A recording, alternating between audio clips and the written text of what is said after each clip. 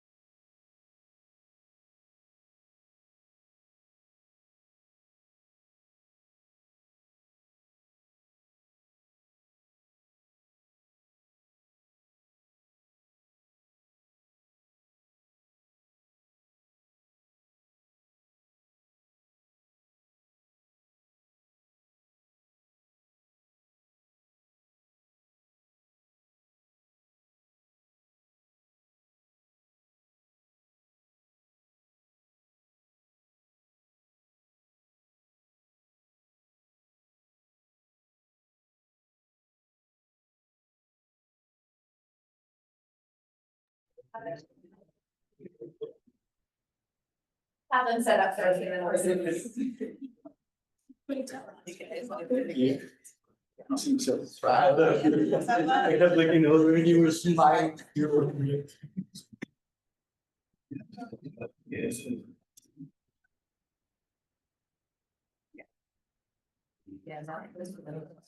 Yeah. And the APIs create those to be great.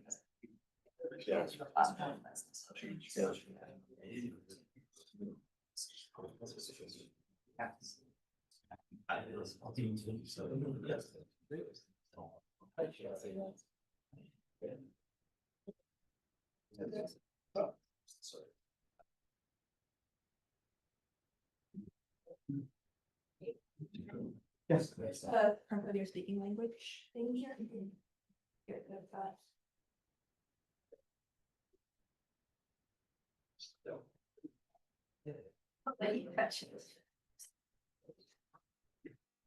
Okay, so now our second group is CS 2518, the Fields Foundation Arts.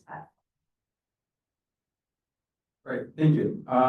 So we are the Field Foundation team. My name is Hans. I'm Sam. And I'm Kevin. And then our fourth team member is Moises. He is joining us through video. He has COVID sadly, but we'll get to hear his beautiful voice later.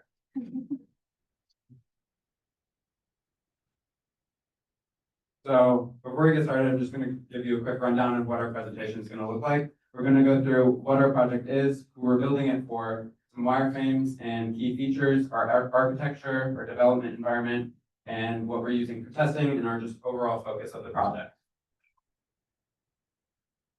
So the best way to describe our project is to describe the Fields Foundation, the foundation that we're developing this project for. The Fields Foundation is a Seattle-based nonprofit that focuses on empowering Black and Brown artists to just develop art and ensure the art market is like a career and profession.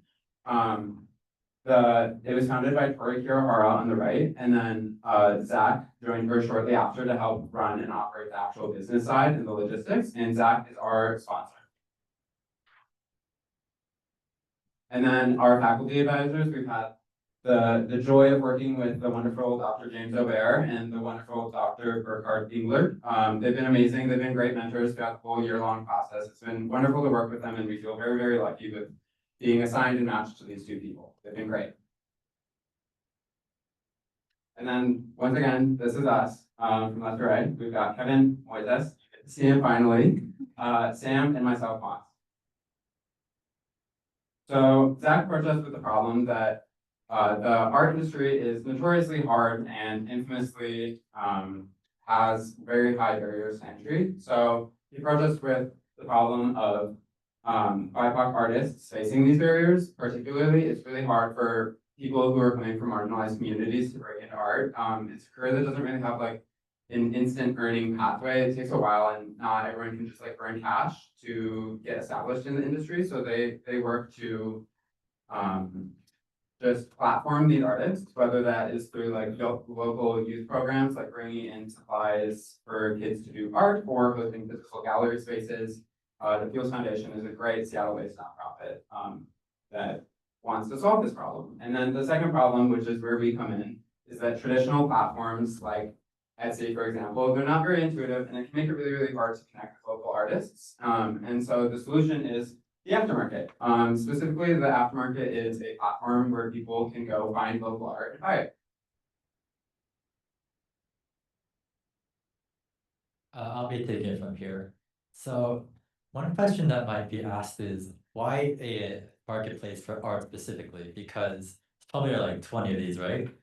So we have, let's say, for example, Nancy. She's a BIPOC artist, a new one looking to grow an audience. So she doesn't have an audience right now. She needs to make money. So she tries various platforms like Scam. That's a commission art platform. You pay people money to draw for you. But the problem is Scam is huge. It's like international.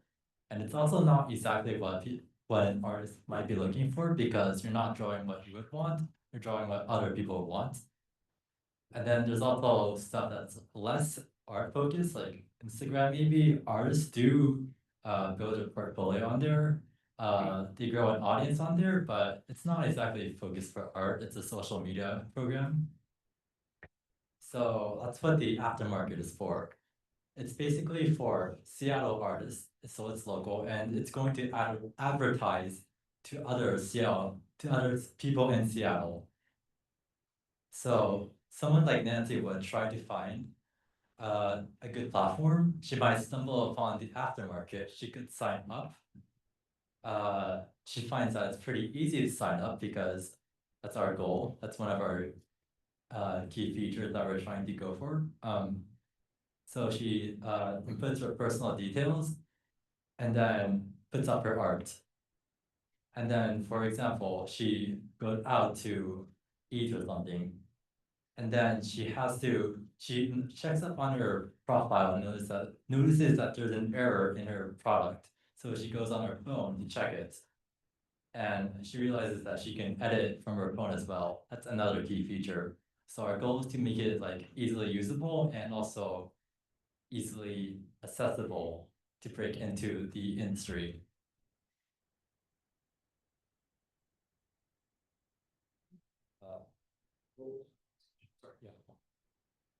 So these are key features. The first one is multimedia. We're trying to accommodate multiple types of arts, including music. However, the scope of our project means we're focusing mostly on physical art and digital art. Secure sign-on, that's basically industry standard for security authentication stuff.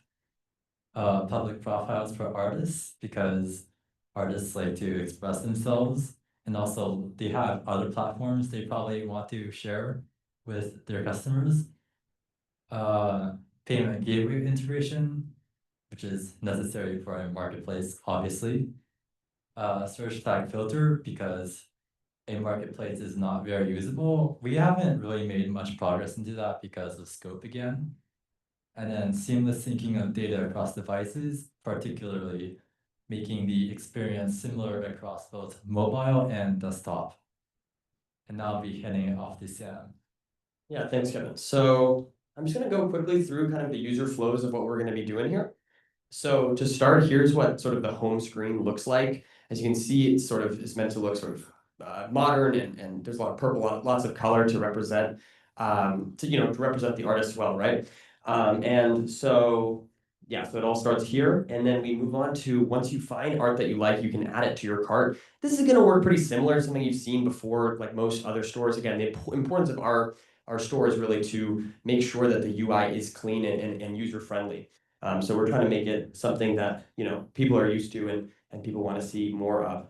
And as you can see, once you of course go to your cart, you can then check out from there if you are satisfied with the things that you chose. As you can see, here's an example of some things added to the cart. It adds them all up. You can choose, for example, the size, you can choose the color, you can choose different options, how many of the things are in the cart. Just pretty standard stuff that you see there. Also, importantly, the home address at the top, the shipping address. Then from there, again, you guys have probably seen this before, but you're gonna add your payment, whether that's PayPal, Google Pay, credit card, all that good stuff. Then it's going to go through a check and make sure that everything's all good, and then it will confirm the order if so. You can scan the code to make sure that everything is on track, and make sure your package is on its way. And then so then I'm just going to quickly go through sort of the architecture of everything we've got going on here. So in this case, the purple thing represents sort of physical representations of the architecture, and the green things here represent the APIs that we're using. So we're using the smartphone, obviously, is the sort of basis for the users. We then have the Firebase, which is linking to the WPX hosting server. We have the REST API to connect those. We have the Stripe API for the payment processing, and that is connected then to the Twilio, which is used for sending messages to the users to make sure that everything's good for confirmation codes when signing in. You get those little confirmation things on your phone when you just for user authentication. And then here we can see this is, I'm just kind of gone through this before, but this is sort of a more, I guess, a visual demonstration of everything here. So you have the homepage visible. Then you click on the title of the art piece, you choose the chosen item page displays, makes it a big screen, you add it to your cart. If it's out of stock, you get an error message, and it sends you back to that page. If not, then the cart icon updates and you can navigate to your cart and then go to the final state. And then here, once you're in the cart, this is just what we went through before, so I'm going to go through this quicker. But this is exactly the same thing, just sort of more, I guess, more on the back end of what we're doing. And then this is sort of the user flow that we've had throughout the year to make sure that everything is of the utmost quality that we can make. And so, yeah, so then our task MVP was just to create user authentication, UI optimization, and payment processing, as mentioned before. And here I'm now going to have a demo with Moises, who's going to tell us all the progress that we made this year.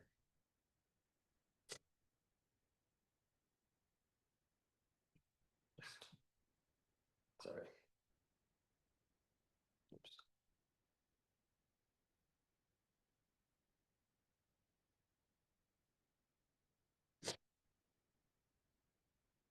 Login options, and of course you can log in with just your. So going with our login page here, we have our 3 different social login options, and of course you can log in with just your email if you prefer. For this demo, we have logged in on Google on the device already, so the login pop-up won't come up, but in normal operation it should come up. And so a big thing we worked on was getting auth standardized and permeating throughout the whole app so that we don't lose our authorization in transitioning between the different pages. So going here, we have our featured pieces and social offers and featured sellers. These are all dynamically updated collections that are super simple for any admin on the Firestore to simply, just by product reference, add featured sellers and featured social offers or whatever kind of images they want to add to their homepage, and those will dynamically update. And so as we see here, these featured pieces have an overlay that shows the product name and price and whatever random little details we have from the product. And so here we see this product details page, again, dynamically updating with the product details from the Firestore. And then those descriptions and the categories and things are available later down the line. And so moving on to our search page, here is where you can see basically the entire aftermarket at a glance. Because the goal with this app is not to just be a marketplace, it's also to be a place where people can view art in a sort of gallery style in a way that a lot of people don't have access to. And a lot of the time people are scrolling on their phones. And so we wanted to give a place for people to scroll in a way that's a little more fulfilling than maybe some certain social media apps. And so here we can see it's dynamically updating, and we can go into things like product details for any of the products that are here on this page, any kind of categorization options coming down the line with things like medium, like if it's a digital download, if there's only one of them, things like that. And here, moving on, we added a seeded product 3 to our checkout or cart, and things like color and medium and details, things like that will also be populated in this product card here. So you could change things like quantity, or you could just get rid of it entirely. And then here we see also we can, it has the dynamic pricing, and then we can check out and we go to add new for our shipping address. And this is one of the first things we worked on, was getting this address autofill set up so that users would have ease of access to shipping, because a big thing is, well, I said it's not just a marketplace. It is mainly a marketplace. So we really need to make sure that our processes are smooth. And you can enter things like apartment or house number. Those things won't show up in the display, but they are saved on the database. And again, and because this is a demo, normally we would have that shipping address saved on the Firestore, but that functionality has been disabled for this bit. And so here we have sort of an overview. You can review before you check out. Make sure your address is good, and you don't want to add more things. And as we have stated, we have set this up so the next step is to just drag and drop really the the Stripe SDK so that the pop-up comes in. And so that is the next step. And as we see here, we can populate these things like order details, all these different pages with the dynamic information that comes from the Stripe integration. Thank you. So yeah, there's our demo. And lastly, we just wanted to once again thank everyone, our sponsors and our faculty advisors and everyone that helped us throughout the year. And that is our presentation. Thank you all.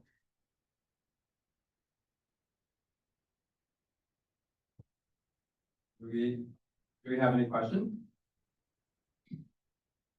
I have a question. So the previous presentation and your presentation were on apps for selling things.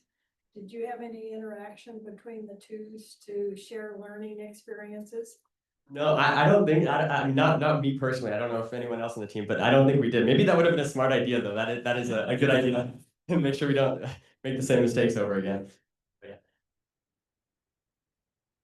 Right, well, oh, yeah. Did you handle the race case where two people purchase the same last item?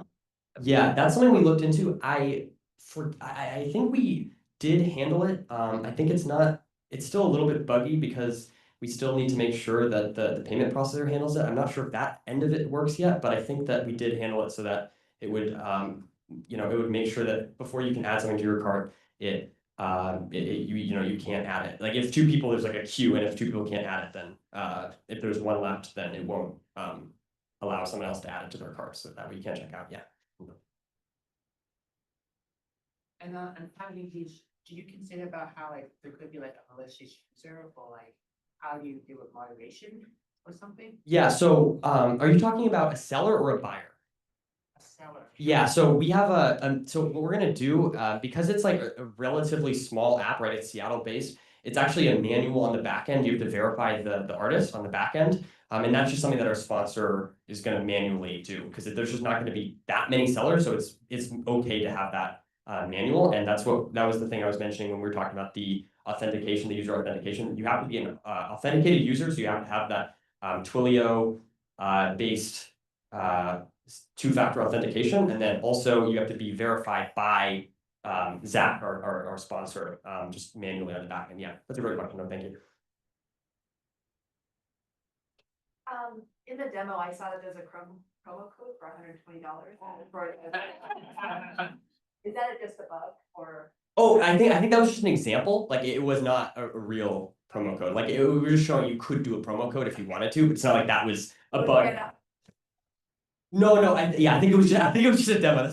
No, it's just a demo, like random, we put in numbers, but obviously they could change it accordingly, however they'd like. Great, thank you all so much. Thank you.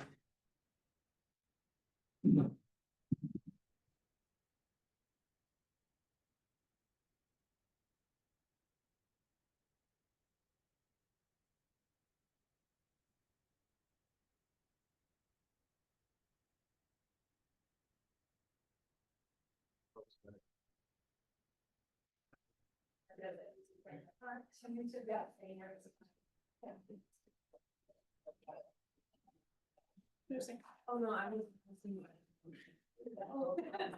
Sorry. That was me.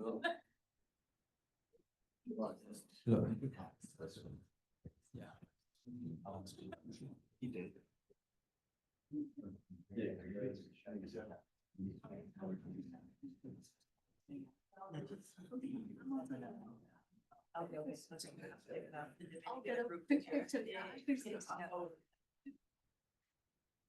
Okay, so then we have our third group, which is the Future Arts Nest, or F.A.N for short, AI-driven database for artist management. Hi everyone, thank you for being here. We're so excited to present to you our capstone project, Future Art Nest, or F.A.N. So over the past 3 quarters, we've been able to build an automated data pipeline for our sponsors to manage their artist profiles. So for introduction, our sponsors are Ms. Gila Brook and Ms. Anna Zowski as founder and co-founders of Future Arts, and our faculty advisor is Professor Sheila O, and our development team includes Eric, Jesse, Kyle, and myself, B. So for overview, Future Arts is a woman-led nonprofit organization that works technology, art, and nature in creative ways. And one of their key goals is to address the creative pay gap. This is because while the creative economy contributes significantly to both cultural and economic growth, artists are often made much less than their peers in the tech industry. And Future Arts aims to bridge this gap by providing the artists with the right opportunities to showcase their work, collaborate with others, and hence increase their visibility within the community. However, as Future Arts grow, managing a larger network of artists and also connecting them with the right opportunities become more and more difficult. This is because previously it depends on manual data entry. This process is not only time consuming, it is also prone to errors and resource intensive, which leads to many missed opportunities. This is where F.A.N or Future Artnest steps in. F.A.N or Future Artnest is a database that built to automate the process of collecting, organizing, and categorizing data that will improve data accuracy and also completeness of artist profiles. So last year, teams has been able to build a streamlined system that allows users to input a single URL website link through an Airtable form. And for those of you who don't know Airtable is a web-based tool that combines the simplicity of spreadsheet and also the power of relational database, which helps in flexible data management. They also be able to build a basic crawler or scraper that be able to extract key fields like name, location, and contact information with about 80% of data accuracy. And this year, our team continues to integrate Airtable directly to automate the process of data extraction. But besides that, we also want to enhance its capability of profile completion and data extraction by allowing it to scan 6 or more linked web pages compared to last year only the homepage, which increased our data accuracy to more than 95% for key fields like name, contact information, and location. We also integrate with AI to have deeper insights about artistic themes and mediums based on their bio and statement on their website and achieve about 70 to 80% accuracy, which really helps us in better match opportunities. And finally, for future employees, F.A.N employees, we want them to have real-time updates of the system through AWS Lambda and CloudWatch. So we build a React dashboard that helps for system health monitoring. So next, I will pass on to Eric to talk about our design and tools. Okay, so as you guys can see, this is the Airtable UI, and the themes and medium of each artist are color-coded. User can sort it by name, day, ad, or group or filter each of the data. And our system gonna push all the data into this Airtable right here after it's been cleaned and enriched by AI. It's also support multiple workflows such as submission check, forms, and error handling. Okay, next up is the design. So here's our activity diagram, which show the workflow. So we have 2 submission forms. One is for the artist and one is for the F.A.N employee, but they all share the same workflow. So user open up the workflow and then enter the artist URL. We also implement URL validation and email validations. After that, Airtable gonna send the URL into the AWS script process. After it's been scraped, it's gonna go to the AWS AI analysis, and we get the data out for name, location, and contact, as well as themes and mediums for each artist. And then it will trigger the store to database. Each entry into the database is gonna with the new status of new entry, so that F.A.N employee can know that it's a new entry and they can look at it before put it into the official database. Also, once the data coming in the database, you're gonna send a consent message to the artist to know if like they agree to let their data on the Airtable or not. If not, we can just delete it. After that, F.A.N player can put migrated and it will store in the official table. So next up is the component diagram. So we're using Airtable frontend and database. So you're gonna send the request to AWS server.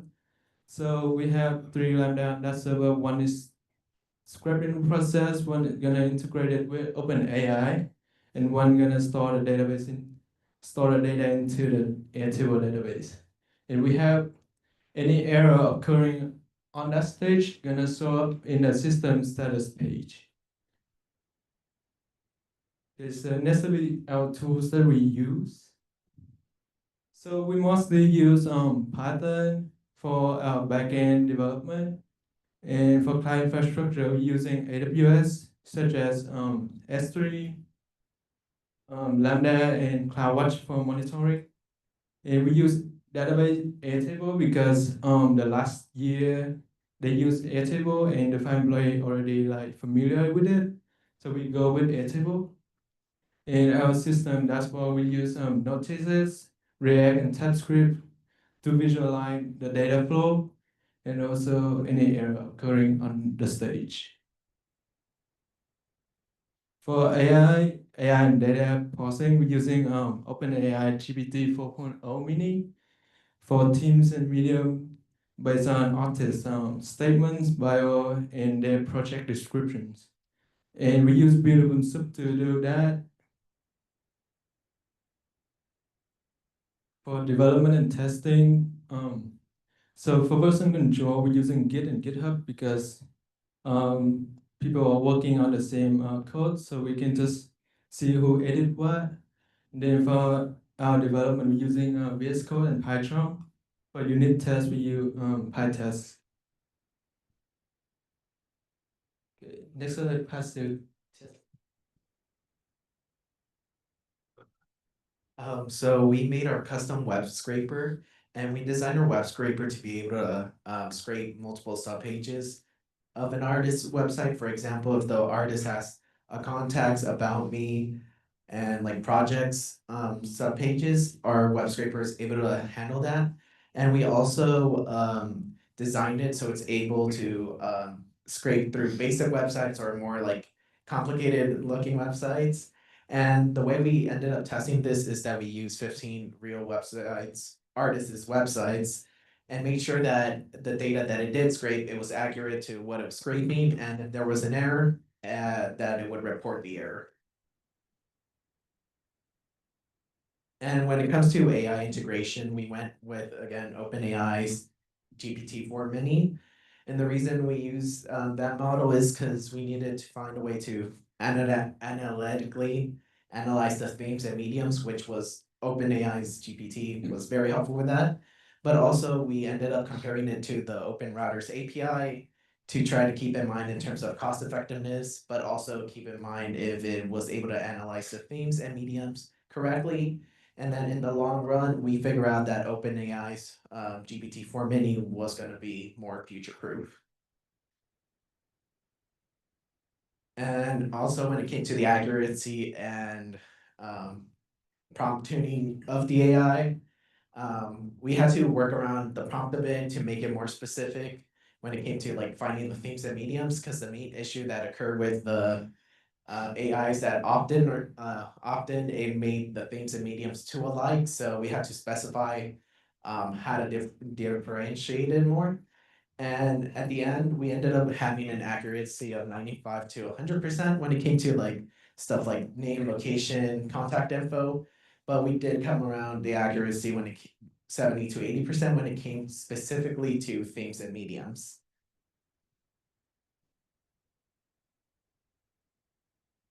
And where we store all our data, we stored it in Airtable. And basically, once the data was analyzed, what we ended up doing is that we already have like pre-save columns for the data. So once the process is done, it'll put it into the Airtable. And we tested it to like with 10 artists' website to make sure that the data was pretty close to sorry, it was accurate or not. And when it comes to Terraform, we also use that just to make AWS a bit more easier to deal with. And for example, with Terraform, it allows us to fix it, update it. And the best thing about Terraform is that just in case something breaks, it would be easy to just go back and reset it. And also we wanted to allow future art employees to see what's going on behind the scenes. So we designed a front end website that was able to show all the Lambda functions, executions, also like the OpenAI usage, and also like Airtable sync status. And we tested it to make sure by testing with edge cases, for example, invalid links and API timeouts. And we wanted to make sure that if those occur, it would be present instantly, which was successful. And now I'll be passing it on to Kyle. So this is the Airtable user interface that we did make look a little bit prettier for the Future Arts employees. There is also an alternate URL submission area in the website, but the website was a stretch goal for us, so that was like super recently implemented. It was something to do at the end of the year after we had finished the main objectives. So you can see these two interfaces right here. The top one is the artist portfolio submission, and the bottom is the employee URL form. So if an artist wanted to enter themselves into the database manually, they could be, this is a publicly accessible page. They can enter their own personal website URL. The bottom one is for employees. It has some extra fields there that we don't necessarily want to be accessible to the public because people can pollute our database with malformed data, etc. through it. There's less error checking and data validation for that one. The status tracking fields in Airtable were a super important addition that we made. Sometimes, the AI doesn't always get it right, even if it's 95% accurate. That's still 5 data points out of 100 that are going to need to be manually reviewed. So AI generated records are marked as not yet fully migrated or implemented, and then an employee can go through and just check all of them at once and make sure everything looks right. Here's a demo video of the process. You can see this is an artist website, Sabine, who's actually a Future Arts associate. So we have copied his website URL right here, and then we will go back to Airtable.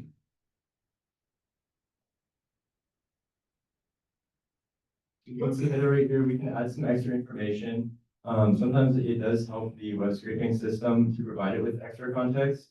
For example, phone numbers are often located near emails in the page HTML. So if we provide the artist email here, then when we are parsing through the HTML and if we see an element that has an email in it, we think it is more likely, we mark it as more important because it's very likely that there's a phone number. So you can see the Lambda has executed here on AWS and scraped the web page, gotten this information from his website that OpenAI has classified. This is the web interface that was made for Future Arts employees. The interface doesn't look much like this anymore. It was too much data all at once for what was supposed to be in our special, like a very at a glance overview of the system. If they wanted all that data, they could just log into AWS and actually look at all the resources manually. So now it just says everything's good or something needs help, and it has a URL entry form in case you don't like the Airtable UI. In closing, it has been a very, I would say, had a lot of experiences, ups and downs over the project in terms of like challenges that we have overcome. Our tech stack now is similar to our tech stack when we started, but there's definitely a lot of things that we realized weren't going to work for us and things that we did research into and thought they were great, like Terraform. We have met our goals for 95% accuracy for the data that we are collecting. And 70 to 80% accuracy for the themes and mediums, which are a lot more subjective. So it's a little bit harder for an AI to agree with a human on what the mediums are. The dashboard works great. There is a 3D graph visualization that unfortunately I just pushed this morning. So it was a stretch goal, but it was a really fun project to be working on. So it was more of a passion project. I'm glad I could do it for a company that's as great as Future Arts. And it is very motivating to think that this is helping artists who might have trouble contacting people who need art done, and definitely sort of like bridging the gap between what's viewed as like a white collar tech job and artists who are often equally capable. So in the future, in case you're next year's team watching this, some things that you might want to explore, the images we aren't analyzing at all. And a lot of these artists work in visual mediums and they don't necessarily put a lot of text on their websites. So as AI improves, it's very possible that we could be looking at the images to determine the themes and mediums. We can use the platform, even now that we have all of this information, to train an AI model to do this in an even better way, or to like, you can make a geographical map of what trends in which countries are popular among artists. Like, what are some themes that artists are interested in talking about?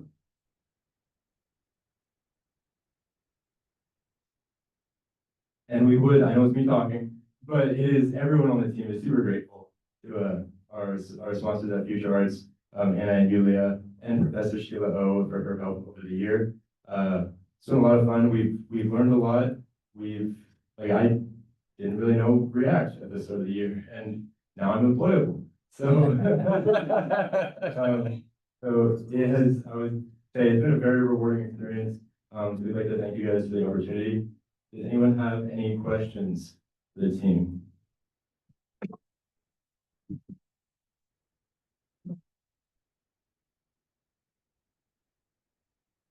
When you say a scalable web scraper and AI pipeline, what do you mean by that? Oh yeah, so the URL, when it is hitting the API gateway on AWS, it triggers, well, it is put into a queue, and then a Lambda function is triggered by the queue entry.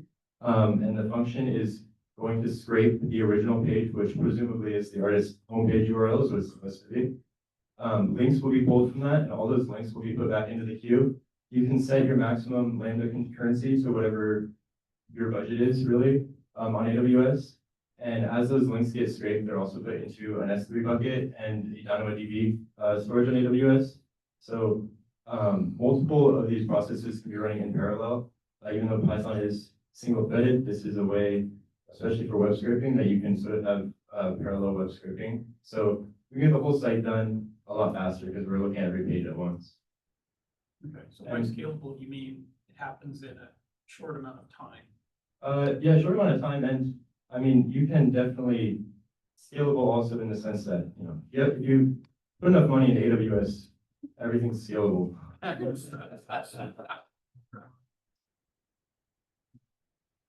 Did anyone else have any questions? Yeah. So you mentioned that if there is an error parsing the website, the web scraper would alert. Like how is it exactly alerting? Yeah, so the out-of-watch logs will automatically, or not automatically, but by default, they will be created by Lambda errors on AWS, and the dashboard that we've created connects to AWS with a WebSocket and access tokens that the employee has to enter on the dashboard. And it will receive real-time updates from AWS. If there's any errors, the big green thumbs up will turn into a big red thumbs down, and they will, at a glance, be able to tell something's wrong. And then there's a link there to the CloudWatch log as well if they wanted to go investigate what the problem was. Someone has to manually look at the dashboard. There's no alerting system. Oh, we could absolutely set up an email notification system or anything. I mean, once we've implemented like one endpoint to be notified when there's an error, it's somewhat trivial to implement like other endpoints to be notified. We would just have to pay for like an email service, or I imagine that's easy to implement on AWS. But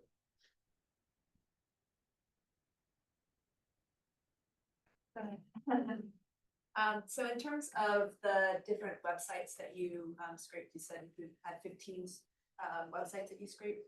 What learnings did you have, and would it be useful to actually scrape more, because that's less than what's statistically significant? Oh, yeah, the 15 websites we were scraping, we had hand selected because they were websites that we had permission to be scraping, because this was before we had the consent notification being emailed to the artists. They were kind of varied in their designs in terms of how much text was on the page, or just the website layout, how you navigate through it. The 15 websites are not all that we've scraped. We've probably at this point, I mean, over my course of development, like 100, sometimes, the same website 100 times. But the 15 websites were just what we were iterating on the AI prompt, and the general pipeline, those were 15 test sites.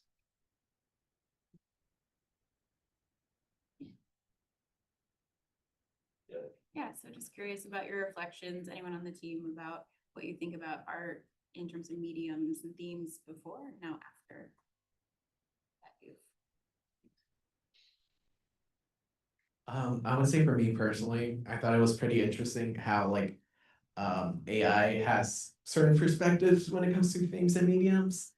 Although like some it would just try to with AI it has the potential to just make stuff up. But when it comes to specifically to themes and mediums, what I learned personally is that it's often a matter of perspective, because for each person, it has different effects. Like for me personally, usually when it comes to music, I have different thoughts specifically when it comes to like, oh yeah, lyrics, rhythm. And for art, it's the same way that for some people they find beauty in different ways, I would say, which I personally thought it was interesting.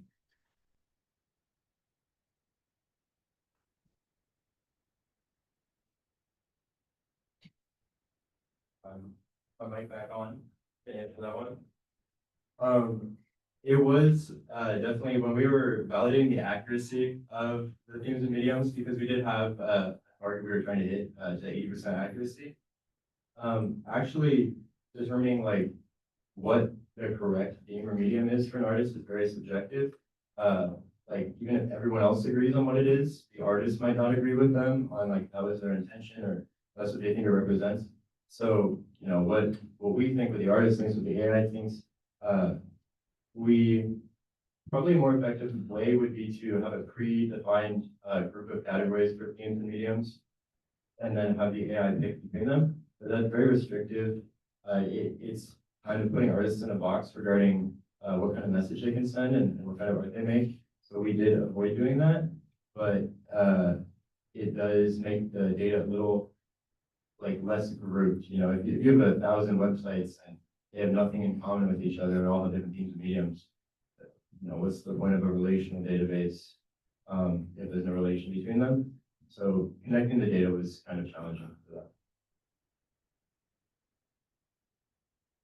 Great job. Did you start out with a Terraform stack, or did you work midway and find out that this uses the Terraform stack? It was probably midway through the year. I was bartending in Capitol, and the Microsoft sales executive was telling me I need to learn Terraform, and he would hire me at Microsoft. So I was looking into Terraform, and I was like, I hate, you have to log in AWS and there's multi-factor and they have a bad UI. So Terraform was great because you just describe your whole AWS architecture in text, and there were some issues with like secrets being kept locally in the repository that the Terraform configuration needed to update the AWS architecture. But now the Terraform state is stored remotely, actually in AWS. So all you have to do is like one-time authenticate your client to authenticate you, and then you can update AWS.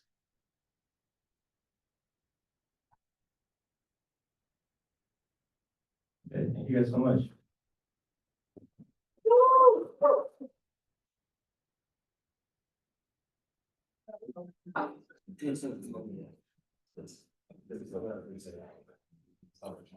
It will.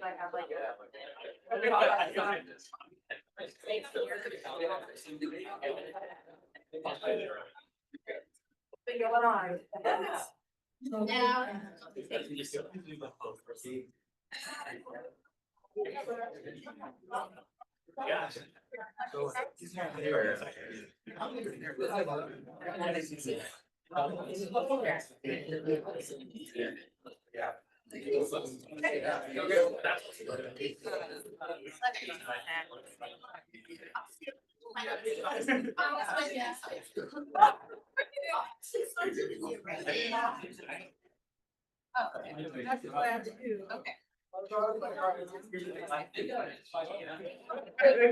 That's tomorrow. Stop. Yeah.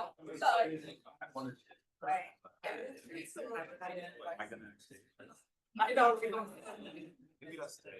I was wanting to do that just to get like a. Yeah. Go for you guys. And she should have, I don't make sure I got it. Are you? Oh, you saw my text. Oh, yeah. I know. That's interesting.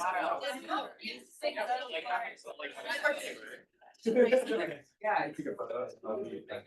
Yeah.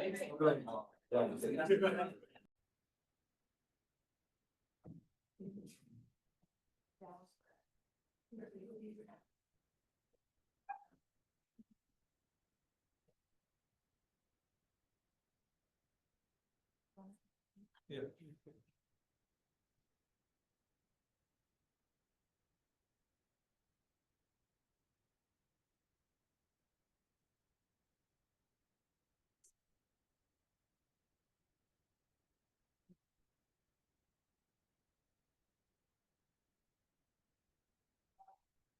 Bottom notes.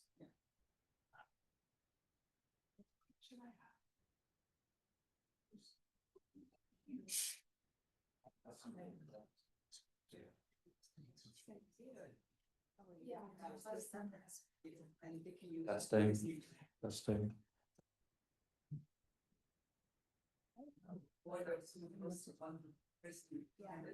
You can do it on that side now.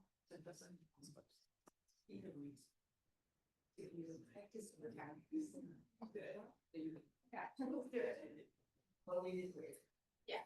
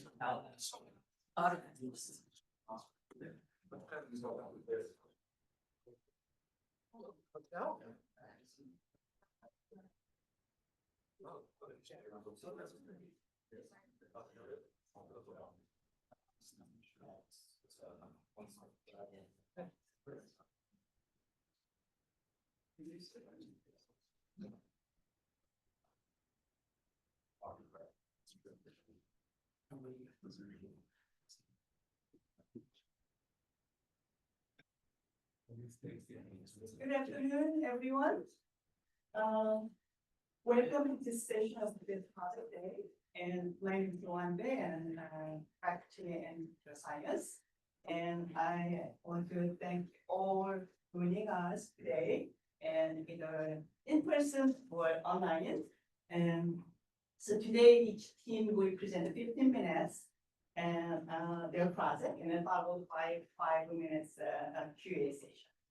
And please hold your questions until the presentation is done. Then you will have opportunity to ask your questions. So I'm going to take 2 or 3 questions if the time allows. And the teams that please make sure that you finish that the presentation in time. So I'm going to give you like 2 minutes before the end of time and warning. And when you're done, the time is done. I'm going to so that we everything schedule goes down. Okay, so all right, let's get started. First, the project is F5's case quality and enforcement. Hi, everyone. We are the CS 2506 Case Quality and Automation Group. We're working with F5. My name is Adela. I'm Arden. I'm Aaron. I'm Garland. And going into our project support team, we worked with 2 advisors this year, Dr. Larson during our fall quarter and Dr. Zhao during our winter and spring quarter. And then we worked with 6 key stakeholders and sponsors. 3 sponsors were Kendall, Laurel, and Dave, and 3 technical project mentors, Jared, Sean, and Nick. Now I'll go over our scope goals and our milestones, but I'm going to quickly go over what exactly is PII. So PII stands for Personally Identifiable Information. This can be anything that can distinguish one person from another. So it could be as simple as your first name and your last name. It could be your social security number, your date of birth, your street address, IP addresses, etc.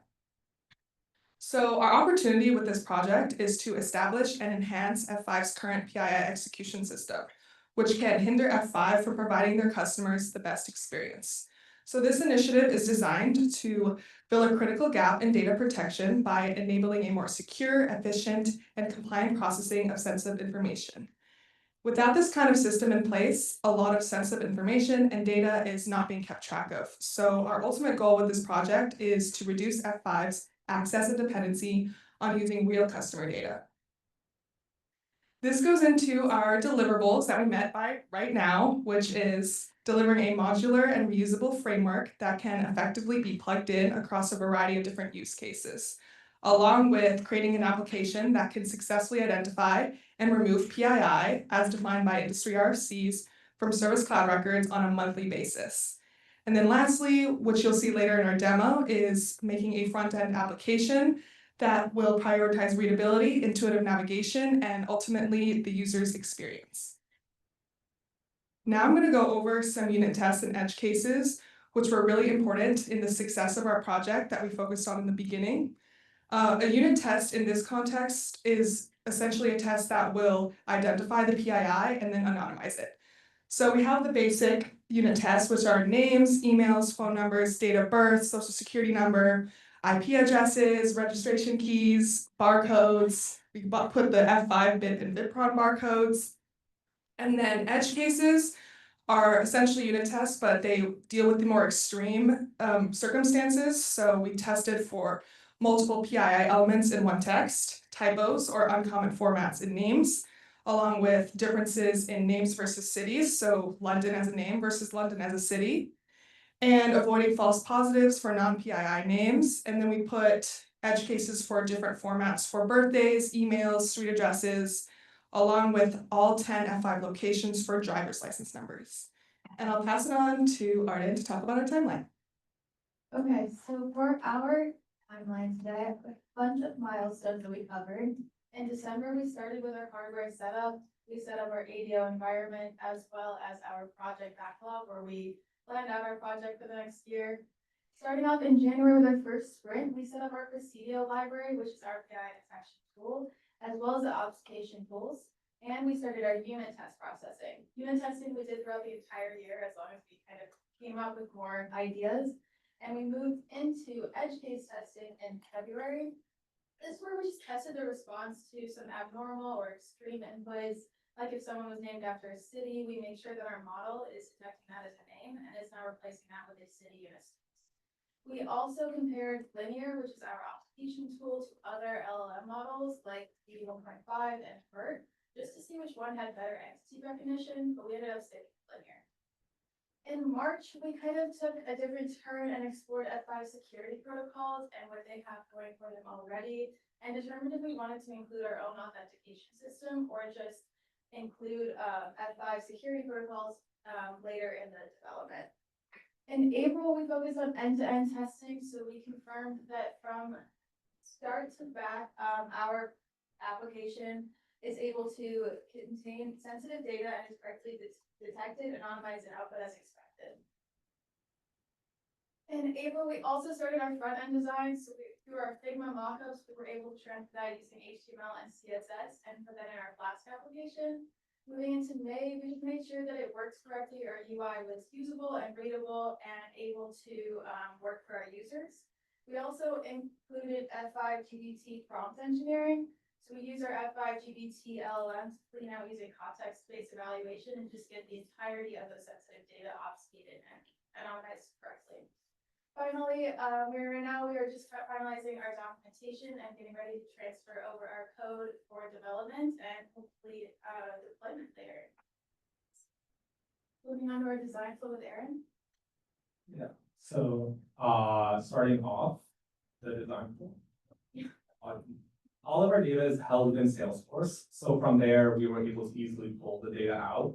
And from there, a decision has to be made of either using our front-end application, which we're going to demo here in a little bit, or using the API. The API allows for like very modular builds, so you can implement it anywhere within the code, and you can get that clean data out and be able to use it. In terms of the application, one sec. First, it will go through the F5 GPT, which we're really blessed to use, and we're able to do some prompt engineering to get a lot of the context-based PI out, like passwords. And then we go into our Presidio library, where it will analyze and pull out all the other PII using regexes and be able to put that in fake data. So if my name gets found, then it will be replaced with John Doe throughout the document. And then from there, we have our clean data. So now moving on to our demo. All of our data is held in Salesforce. And so this is kind of what it looks like in details over here. So it is loading up. And so as you can see, it's a lot of data we have to protect, especially within descriptions, as there could be passwords, your date of birth, a lot of stuff we do not want getting out.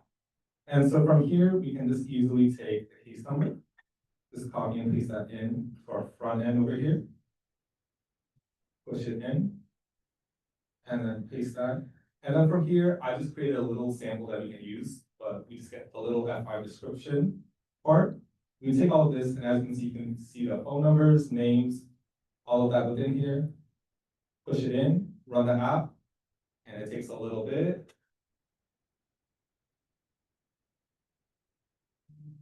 And now we have a clean version of it.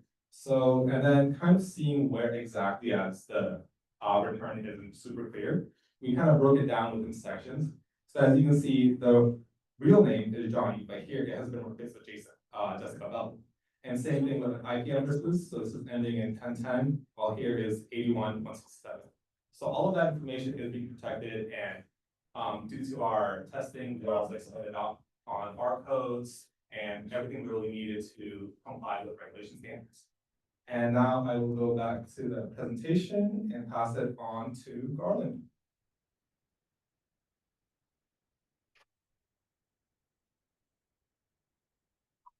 So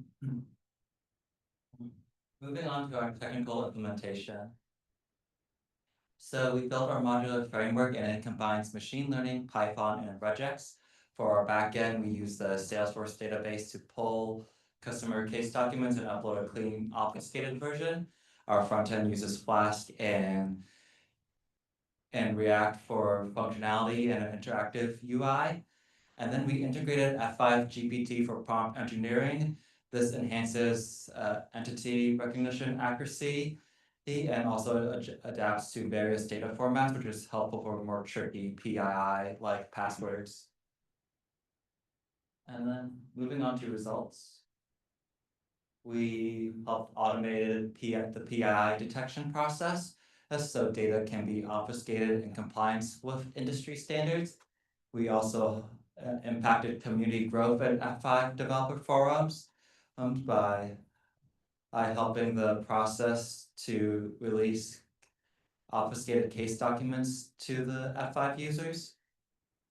And our application allows for scalable knowledge sharing. With the removal of PII, we also removed the threat of a potential data leak. So this allows more safer sharing and collaboration. And it also paves the way for future AI and machine learning enhancements. I'll pass it off to Arden or Ka. So one of my personal challenges was preventing libraries like Presidio from anonymizing the keyword instead of the actual PII. So I put an example here. If the case document had employee ID :1234556, the library would actually detect the keyword as PII and then anonymize that as well. So we kind of had to play around with that, but this wouldn't be good because when support engineers use the application and they see the clean version of the document, they wouldn't be able to tell what this employee ID actually is. That was my challenge. One of the challenges I personally really enjoyed was working with F5 GPT, as they had some over access for us in our prompt engineering. So working with Jared and Sean, it was really fun to see what the little wording changes can have an effect on the results. My biggest challenge actually focused on some hardware issues that I experienced around April and May. However, F5's technical support team were incredibly helpful in navigating that troubleshooting process, and I actually learned a lot through troubleshooting with them. My challenge was the integration with multiple libraries while avoiding overlap in PII detection. So an example would be a street address with the numbers being mistaken for an ID number. So this is misclassification and also creates a duplicate count since it's labeled as both an address and ID number. And this hinders the obfuscation process and also the readability of our application. For our team challenge, one was to improve our UI and interactive front end and to highlight the differences between the original case document and the obfuscated version. Another team challenge was using regex for more challenging cases of PII, such as IP addresses and passwords, because of the lack of libraries available to detect those types. And I'll pass it off to Arden for cost. Yeah, so for costs, we don't have very many costs this year. We incurred a total of $151. That was primarily spent on transportation to F5 towers for our on-site meetings and presentations. However, we also had a design-based subscription tool that we had through Figma that helped us transport our Figma mockups to our Flask application using a tool called Anima. For future perspectives, we would like to categorize customer case documents into known, unknown, and new categories. This will create a more efficient organization of tracking problems and the progress updates. We would also like to provide valuable insights to F5's developer forums, since the obfuscated case documents will allow F5 users to go more in depth into problems, while also discovering new features and use cases of F5 products. Finally, we would like to expand on our front end and to better show the detection and obfuscation phases of personal information throughout the project. Thank you. Finally, I just wanted to say a quick thank you to our incredible team of sponsors, technical project managers, and our faculty advisors for all of the guidance and support you've given us this year. Thank you all. And I'd like to open the floor to questions.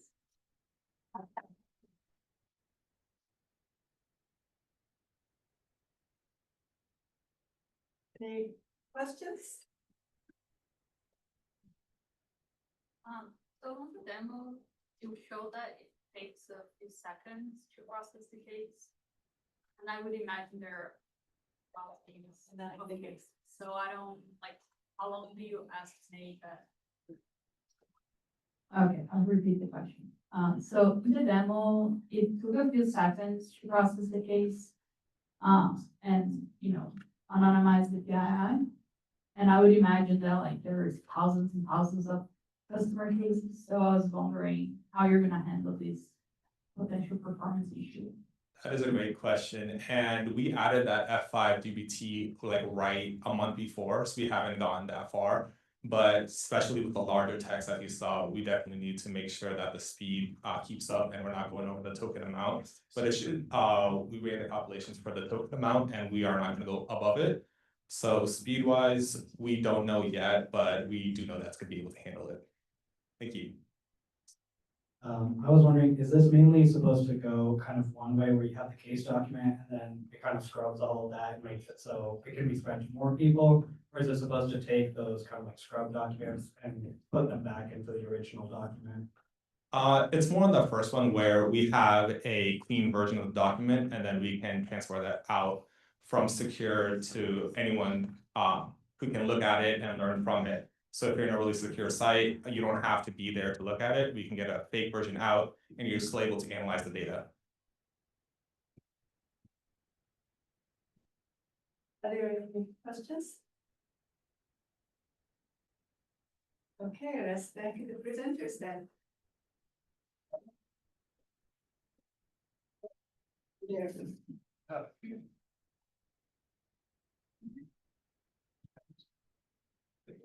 So throughout this project, what has been your biggest obstacle and how do you think next time you need something similar and how can you do better to overcome this obstacle?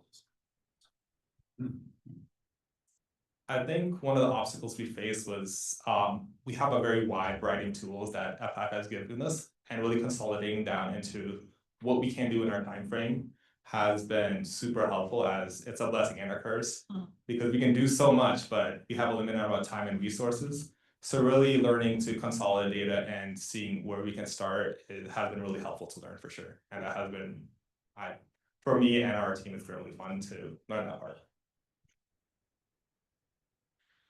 Any other questions? All right, you get another.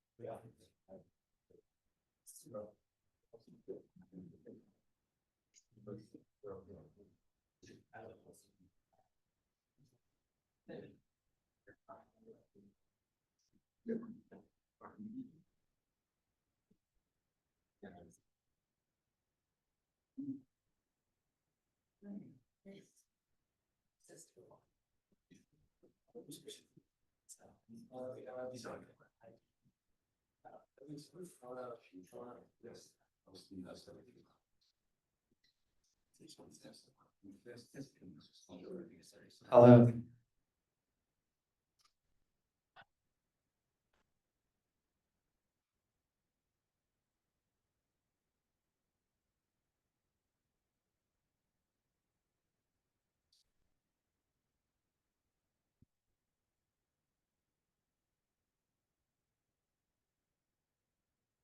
Our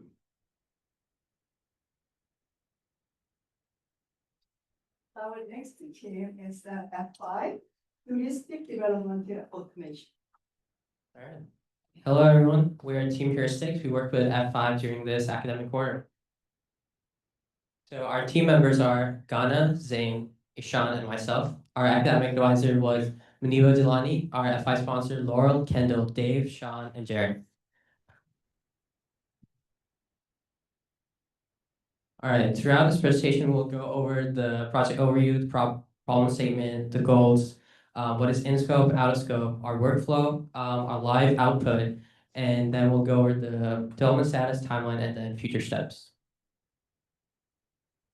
So the project overview, F5 specializes in application security, application delivery network, and network security. And F5 delivery and application ensure that every app and API is secure, reliable, and fast. Our project focused on the heuristic files, which are Lua files. So they will tell us there's a bug or miscommunication. It'll either be a hit or miss. And currently the engineers manually create these Lua files. So our role in this was to automate that system. So because the F5 engineers have to automate this system, the F5 have to create thousands of Lua files. It takes a lot of time and resources. Also, the bottlenecks, the responsiveness, especially on the client side, because there are more diagnostic requests coming in. Also, on the business impact, it will decrease operational costs due to the decrease in manual labor. So our project goals, first is the automation, which is the AI creating Lua files. Then we have the efficiency, which is to reduce manual labor in creating those Lua files. And then we have quality, so we try to maintain at least 80 or more % accuracy in comparing which if the heuristics would have been created manually. And then we have scalability, because there are a lot of diagnostic requests coming in, and lower operational costs. Our success methods were how fast it is. So if it was a manual creation, it would have taken about 2 to 3 hours. But we will see from the live output, it takes about 30 to 40 seconds. And our other success metric was accuracy compared to already existing manually created heuristics. So I'll pass it on to Ishan to go over our scope. Hello. Now that we've outlined the problems and the goals, let's talk about exactly what our project includes.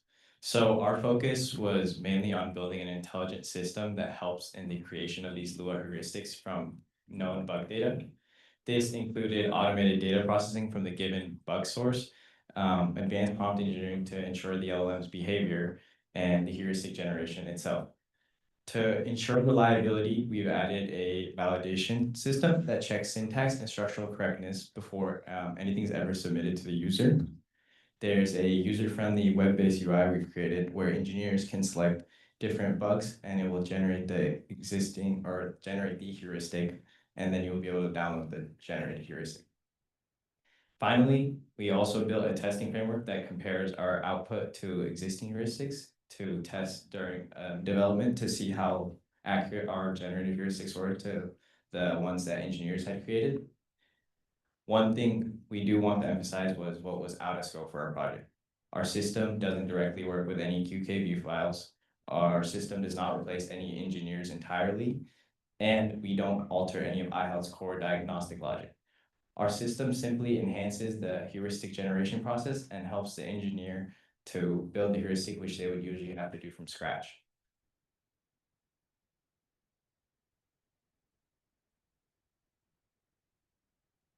So a major challenge in using LLMs is getting consistently high quality results. That's where our advanced prompt engineering comes in.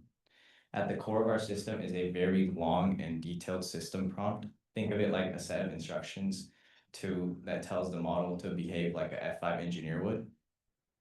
It includes strict rules around formatting, naming conventions, and logical structure.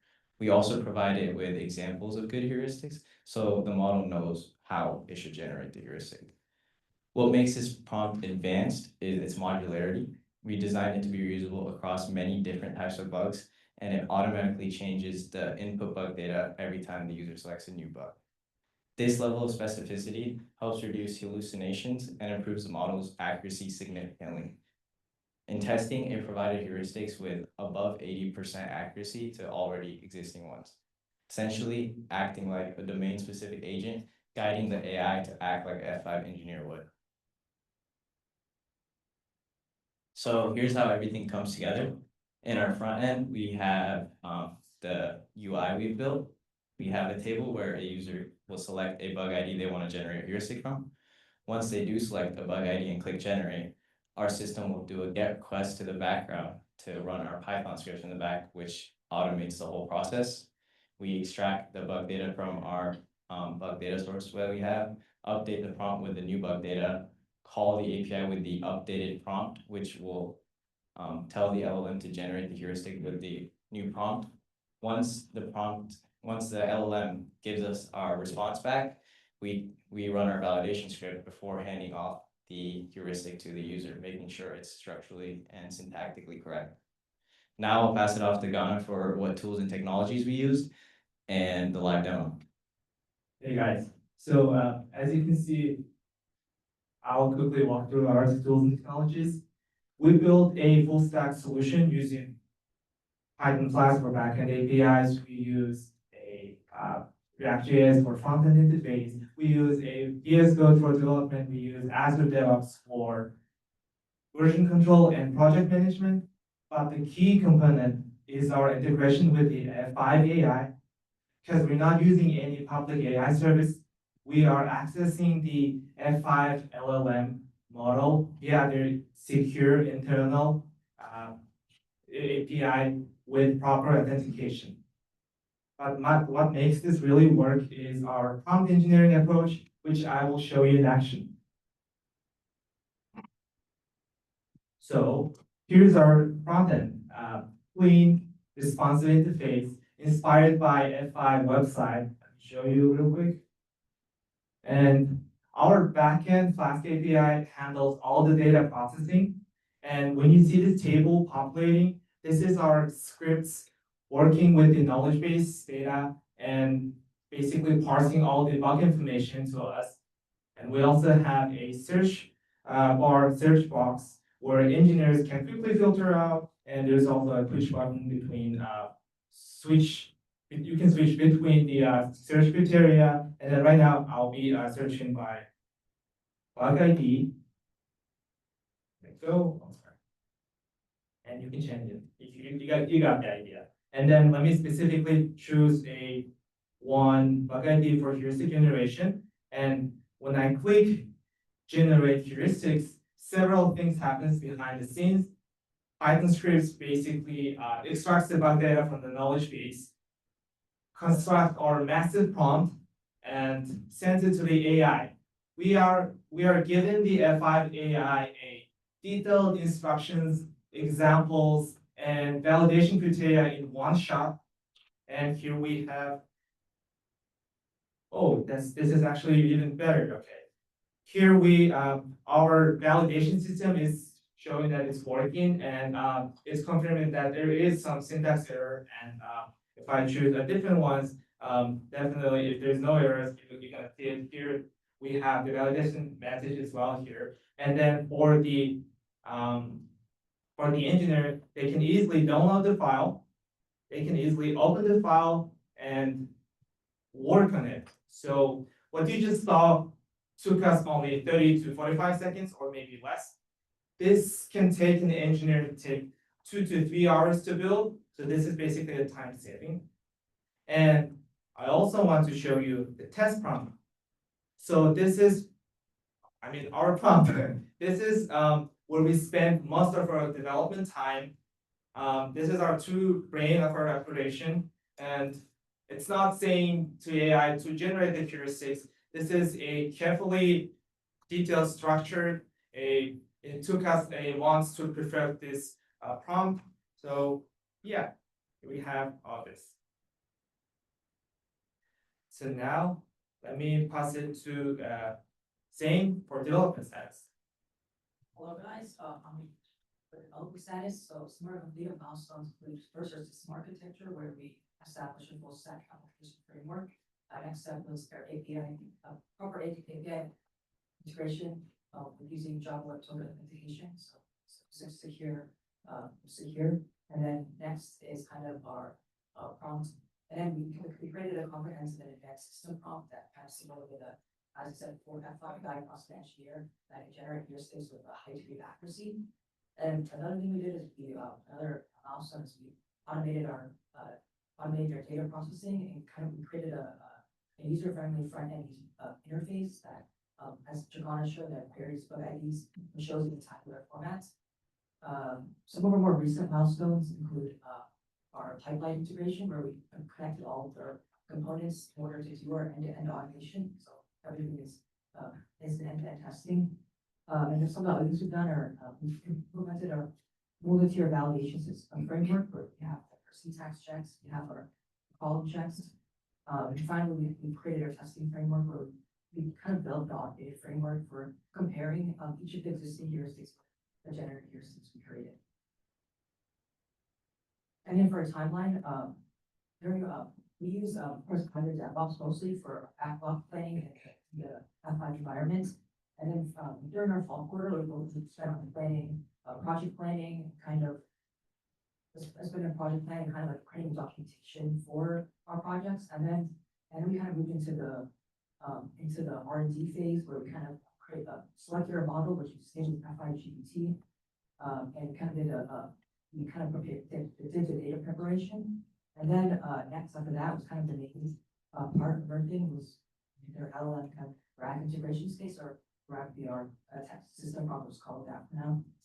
And kind of we did integrated it and kind of generated the heuristics, and then we did the testing, of course. And then finally, we're at the phase where we're creating our documentation and organize our code repositories in order to hand over to the sponsors. Some of our next steps, some of our next steps, we want to create more bulk processing. So we want to do compare just the validation with larger data sets, because in this case, one at a time. Another thing we're going to do is we want to optimize our performance by scaling testing for hundreds of IDs simultaneously. The third thing we want to do is kind of like ensure for production readiness is kind of to have time to make final adjustments and make sure it's ready for its deployment operation. Kind of some of our future things that we can get to, but future steps that we feel possible would be kind of advanced confidence scoring. So we have our using machine learning technique where we would have the AI score itself in order to ensure a quality assessment. So they can, and we would also have advanced common generation issues. So we can give engineers feedback and teach them what are some of the issues that occur. And for our long-term vision, we want to do thinking like having like a reinforcement or continuous learning where it learns itself, where it can improve and based on engineer feedback. And then we also for expanding coverage, we can do expanded coverage where it kind of handles more complex edge cases. Along with this, it will also enhance the engineer workflow where it can be more easily integrated into the F5 environment. And then finally, we want to make sure to ensure a security compliance. We want to maintain F5's security standards for sensitive data and make sure we have improve comprehensive logging and monitoring of our deployment, which we have been doing, but will continue to do so, and more detailed documentation for future engineers in case when it gets handed off to the next person. So I want to thank all our sponsors and everybody who supported us, our sponsor here and our advisor. I'm going to open the floor to questions and then questions.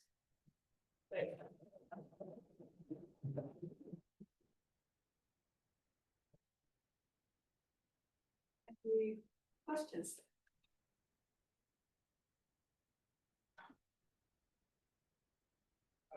There you go. Keep it going.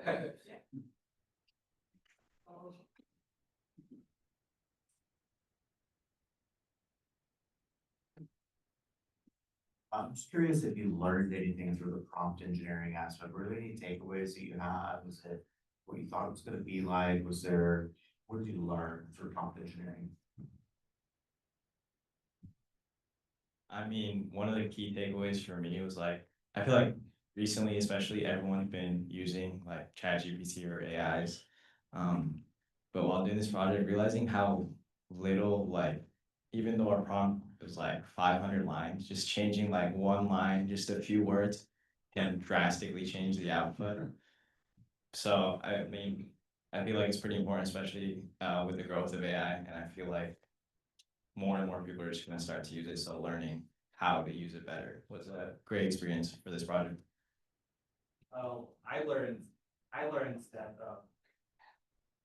I learned that I think I got used to now prompt engineering, and then I think everyone in this room can also relate because everyone's nowadays using a ChatGPT or basically an AI, and then when you ask questions from the ChatGPT, they will give you one answer. But if you give a structured, like the detailed, very carefully detailed instructions to ChatGPT, the outcome you can have is actually fabulous. So I would say for everyone to prompt engineering can be done, and then we should do that with the AI. So yeah, that's what we learned.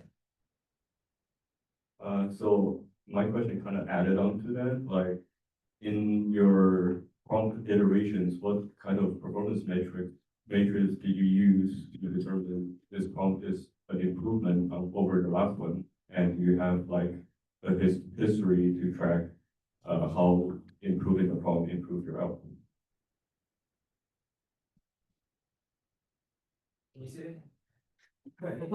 So during your iterations of your prompt, do you have any performance matrix that you tracked to determine this new prompt is better? When during our development time, we've been testing the generated heuristics with the existing heuristics. So for the bug IDs, they're gonna be a heuristics, and then we've been working with the heuristics and then been comparing our generated ones, and then we basically comparing and matching, and that was our measurement. Yeah. Basically, adding on to that, while during development, we only did on bugs that already had existing heuristics. So we were basically comparing our generated ones with the existing ones that engineers had already created, and basically seeing how, if we were getting the columns, when you showed it, if we were getting more of the columns correct and more of the logic correct, and how accurate it was getting every time we iterated on the prompt. Any questions? All right, then let's thank the presenters. Thank you.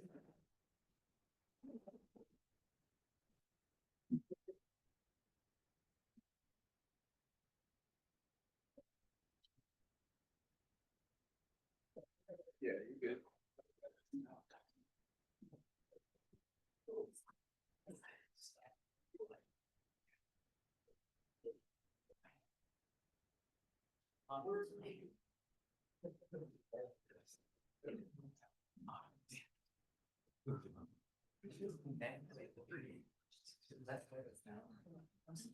Yeah, I'm just too busy. I think they all paying attention.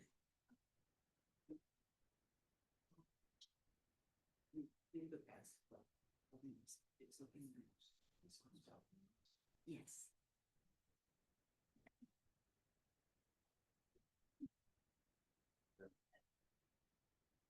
You can explain it.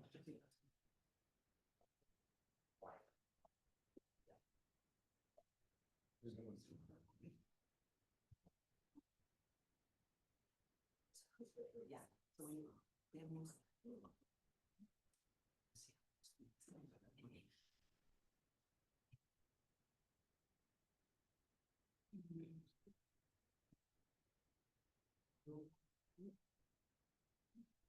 Yes, what's that yours opening?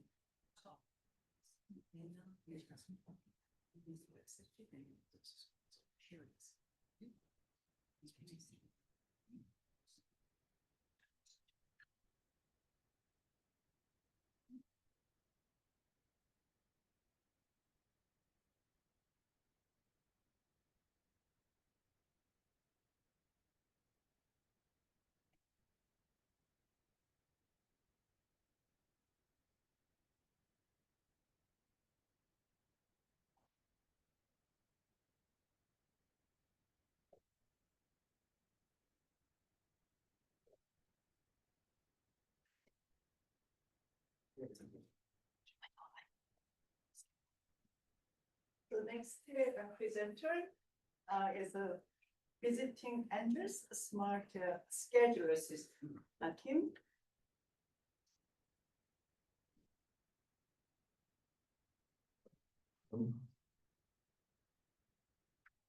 Is this on?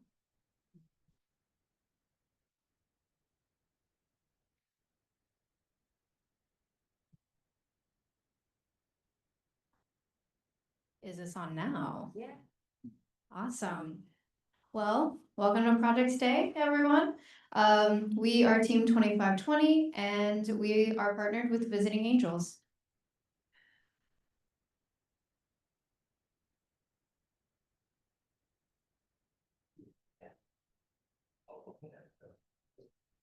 I know, what is happening?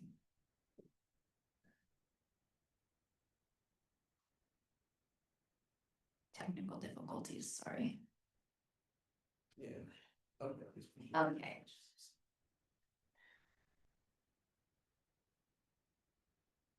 Resuming normal session. So.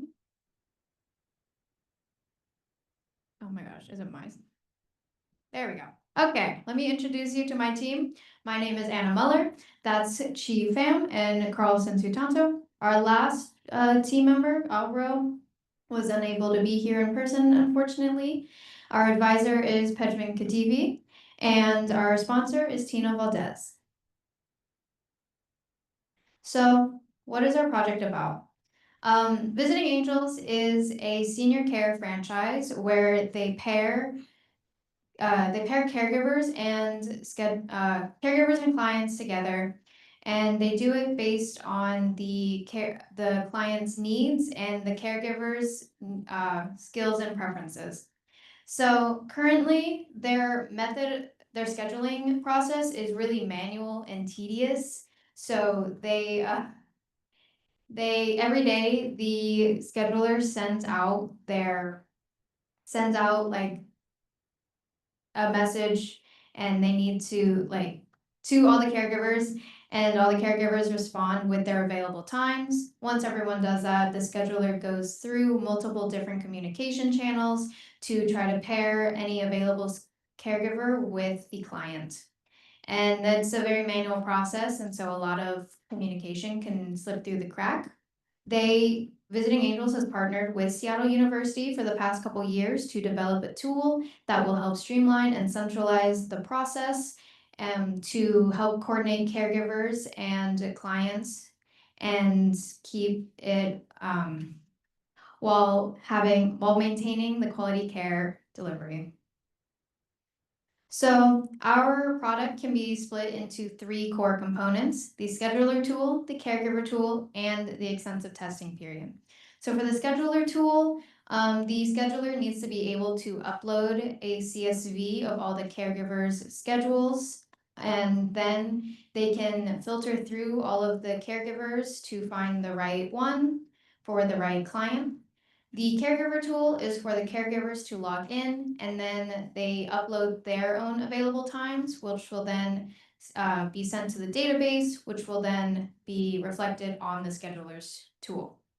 And the extensive testing period is just to make sure that our app can handle over 100 caregivers concurrently, and it works seamlessly on any device. And I'm going to pass it off to Chi to cover the scope. Thanks, Anna. This is our scope requirements. We have tailored this to our sponsors, Visiting Angels. The first one is that the scheduler can change the caregiver filter options, and it means that each caregiver has a list of skills or preferences that's only to them, and we have to figure out if they are okay with having animals around them, or where they can work, and what specific certified skill set they have that's also suitable for the clients. And the scheduler must be able to add or remove the appropriate or any possible filters that we're going to demo for you guys later. The second thing is implementing the role-based access control. We currently have 3 types of users for our system. First one is the admin. The second one is schedulers, and the third one is caregivers. The third one is caregivers can input their availability, and that's going to reflect on the schedulers table, which we are also going to demo it to you guys later. Fourth one is cross-platform availability. We want to ensure that our caregivers can use the web application on any of their devices, which includes tablets, computers, or phones. So we have to implement the cross-platform compatibility for their devices. The fifth one is to allow caregivers to update their personal profile information, such as phone number, home addresses, or email addresses, without having the need to contact the admins or schedulers, and they can change that themselves to reduce downtime. I'll pass it on to Carlson. All right, thank you. So now I'm going to be talking about our technologies, essentially what we use to build our project. So for our project, we use a modern tech stack, and that can be divided into 3 categories. The first one is development, then deployment, and lastly, database. So for development, we use Node.js as our backend to create and manage the backend. And then we use React for our front end to create a dynamic UI. Then for deployments, we use Render to serve our backend. And then we use Vercel to host our front end. And last but not least, for our database, we use AWS or Amazon Web Services. Essentially, we use specifically the RDS or Relational Database Service. And a quick update is that we have this running and deployed already. And we're planning to integrate this to our sponsors' local servers so that they have full control over it, basically. So from an architecture standpoint, this is how our system generally works. So from the top here, we have the schedule manager, and then they pull the data files from AccessCare. And AccessCare is a third-party software system that they use to store all of the caregiver schedules and all of their classes or filters, basically. From there, once they pull the data here, they go down to the front-end scheduler tool and upload that data. Then we process that in the backend and then return the processed data into a table and the filters that they can select. So the schedule manager is able to filter through and visualize all the data. Meanwhile, the caregiver is able to input their available times through our availability tool.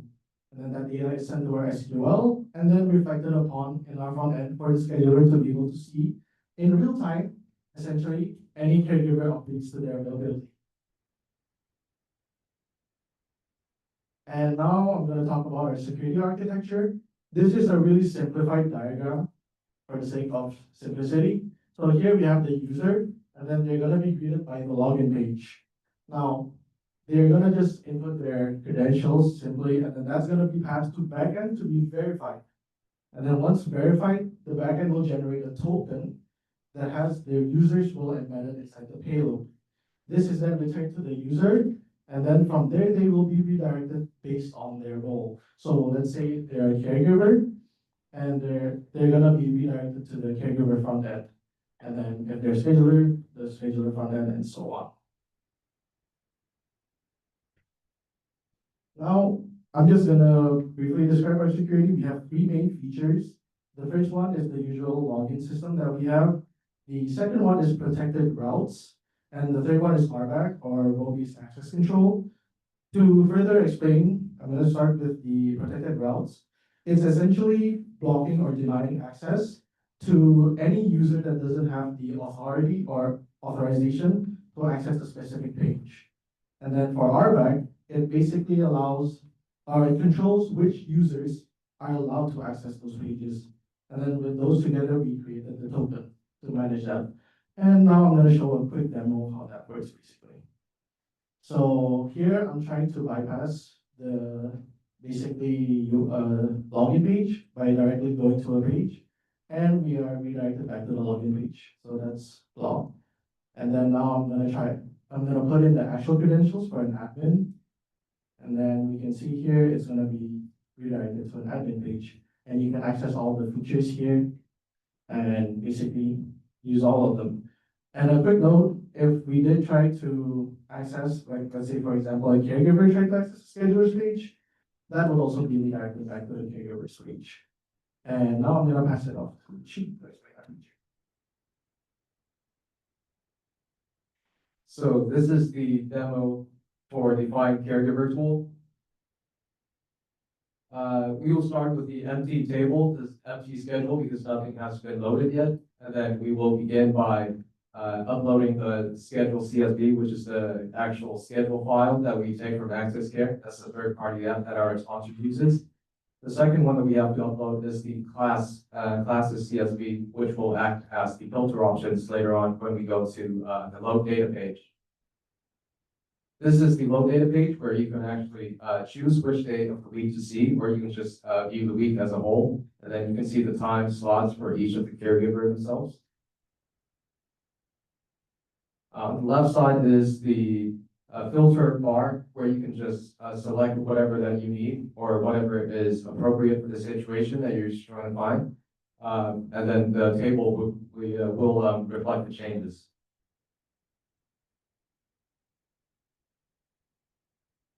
So the second one is to implement the role-based access control, meaning that each of the user in our system will have a different view of what the system will actually show.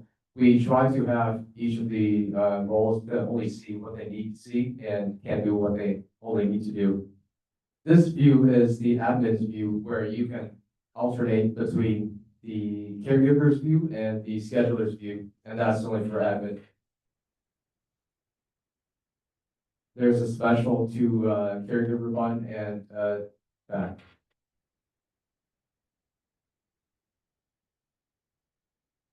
Okay, I'll pass it off to Alvaro, but unfortunately he's not here, so we're gonna play a recording of him. Thank you.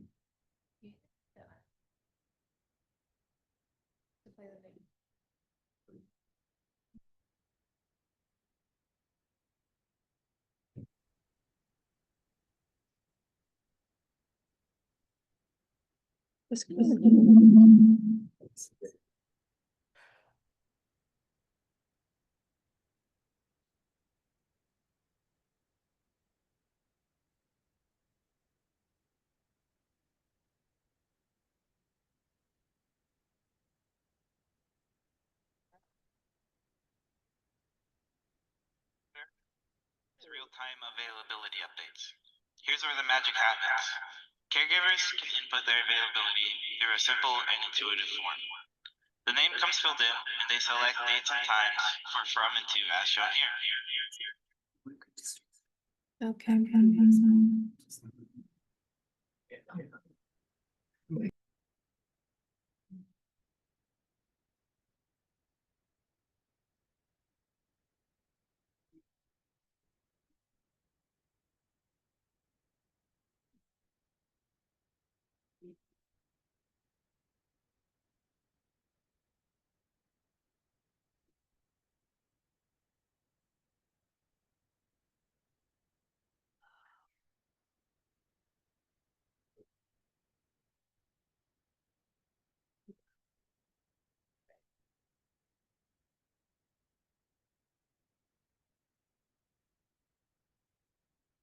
Oh my gosh, sorry.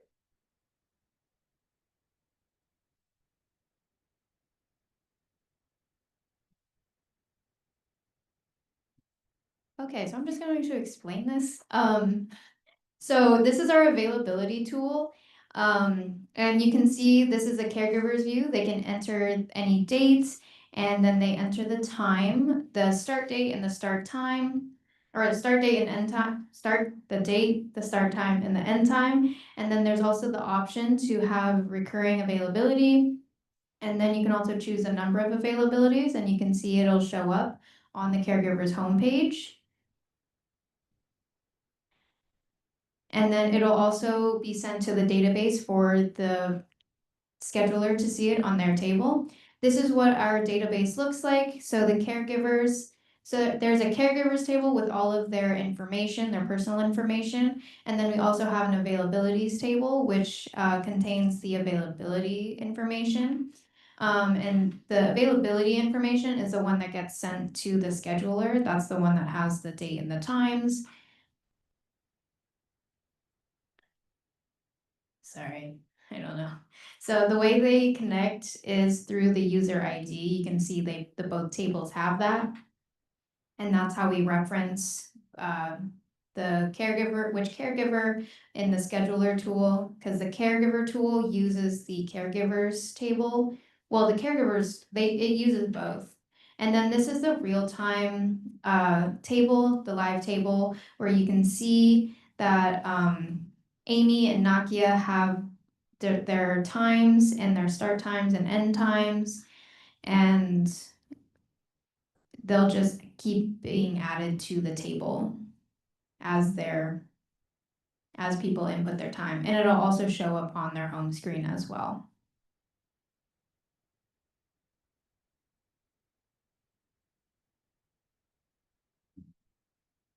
All right, and this is our cross-platform availability. You can use the availability tool and like the whole thing on any device, either whether it's a laptop or a phone. We wanted to have this feature because not all caregivers are at a computer. They're actively out in the field with their clients or working. So it's just easiest to be able to pull it up on your phone and use it from there, from anywhere.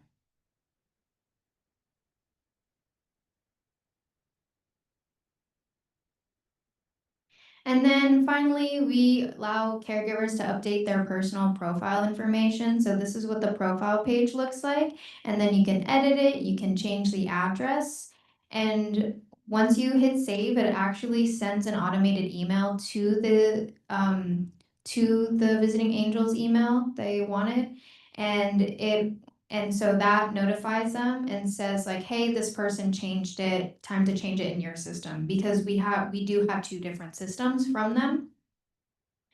And this is what the email looks like. It'll say the name, who updated what they updated. So the admin updated their email to SU Visiting Angels.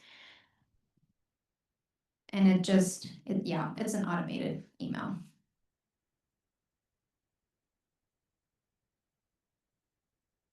All right, so looking forward, some of the things we weren't able to implement throughout the year. We're actually working on deploying it to a local server right now. And we're trying to move away from Vercel and Render and AWS.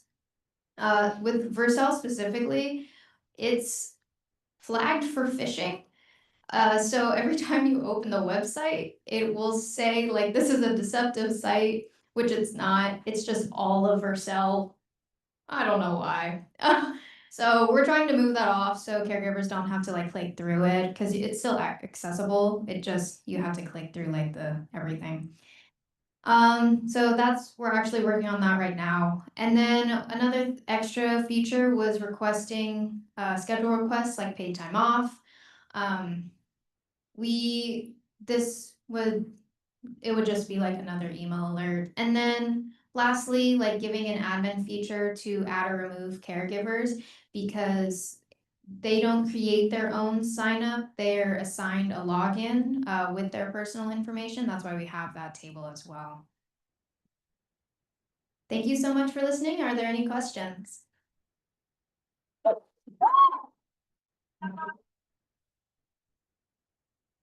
Any questions?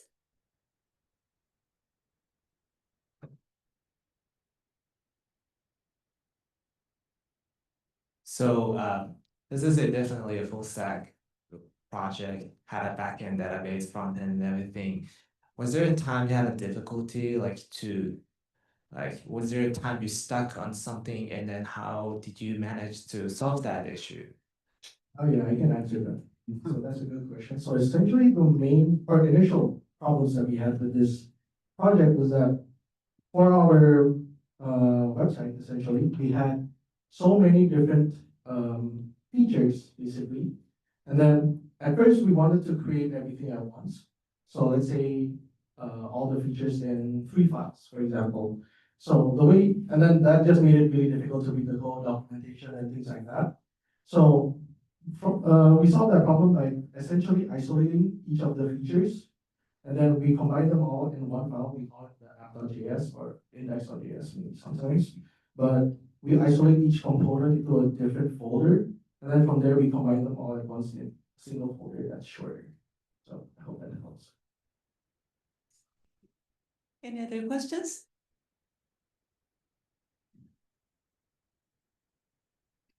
All right, let's thank the president. I want to thank everyone in person and online and then joining us today. And then I hope you enjoy the rest of the sessions. Thank you. Thank you for coming by. Yeah.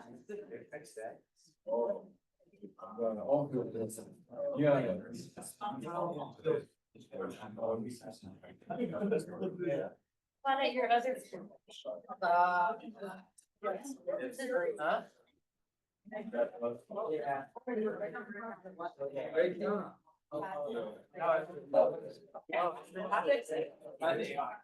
Okay, well, have fun, right? Yeah, you don't either.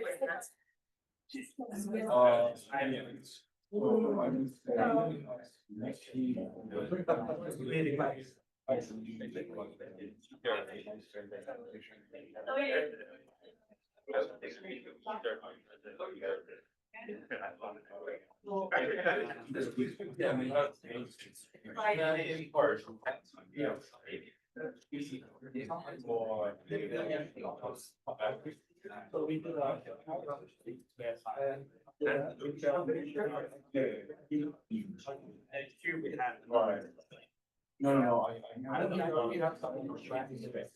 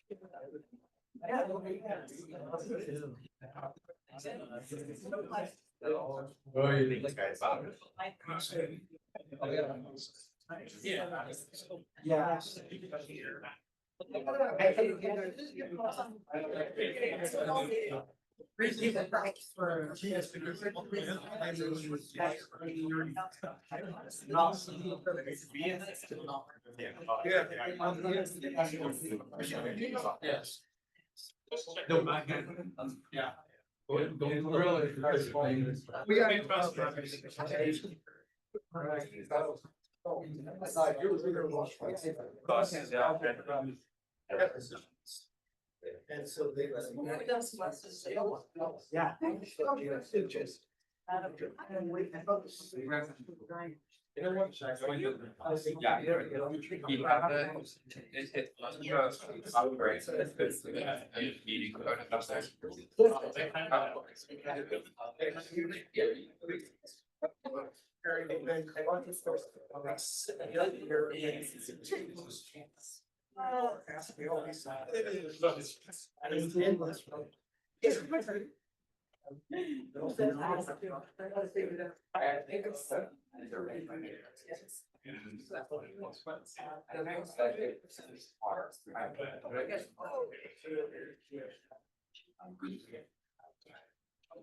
You need to. Oh, wow.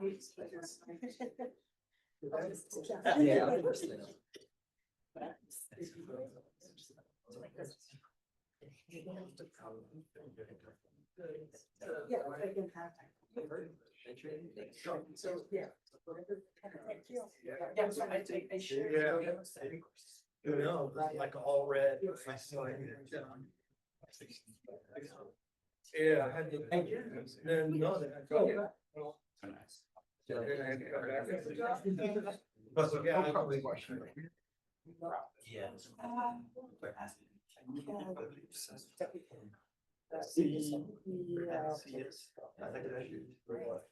Yeah, you said the first one is.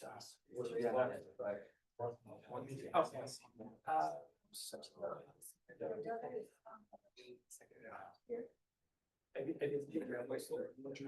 Yes.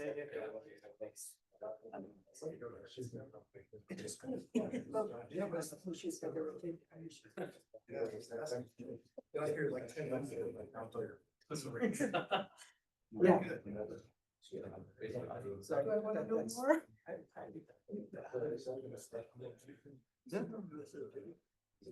Yeah. Oh, you do?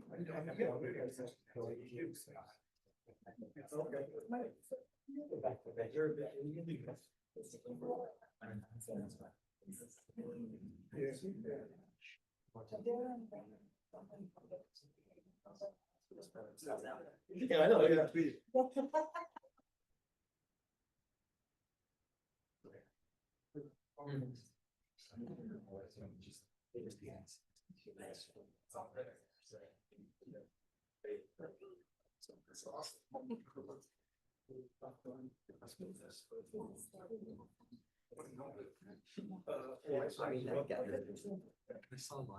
It's a lot different. At least during the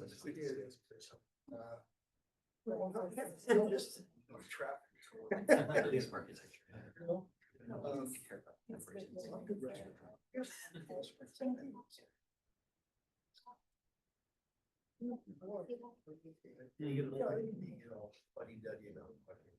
That's not a bad.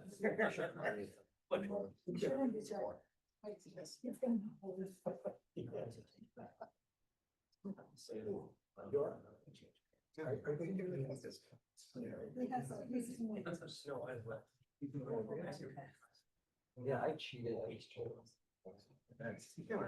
Because it was at first, I know, I first. And it was like, that's. Oh,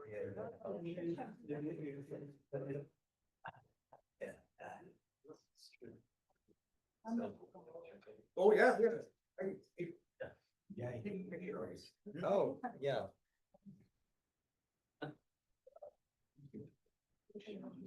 Here, I guess.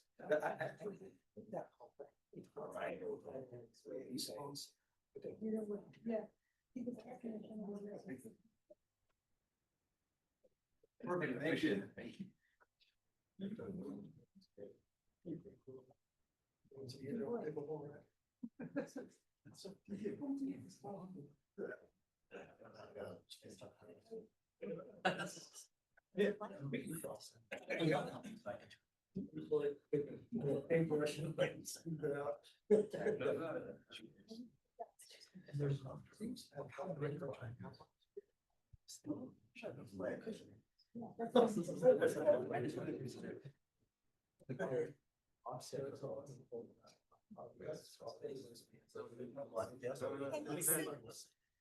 Yeah.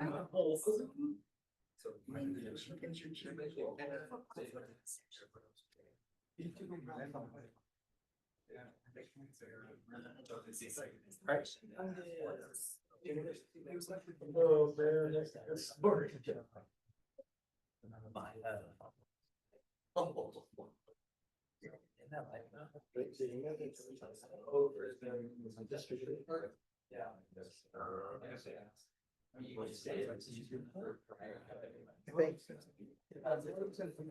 That's outside. Double check that. Assuming I can read it short. I don't think we can avoid this. And it's only 10%. So like, literally just not sure. Oh, yeah, yeah,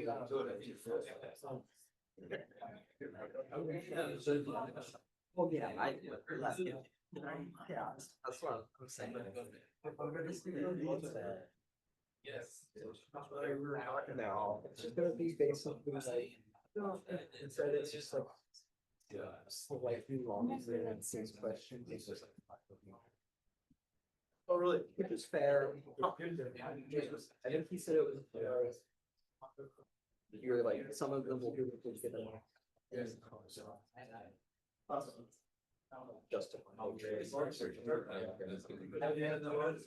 Just. And you're like, remember. Yeah. The rest of it is like, it's just. Where we are. It's really kind of like. Yeah. Hey, what did you guys kind of give us? Yeah. Yeah. The temperature. What's your name? Or maybe. Maybe it's really.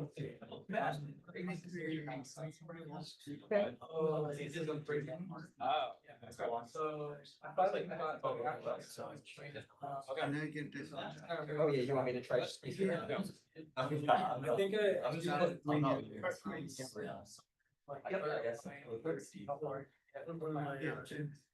think I was just like everybody's staying here. Audio that's in it. Yes. I'm going back home for vacation. Yes. My audio. We'll give it a shot.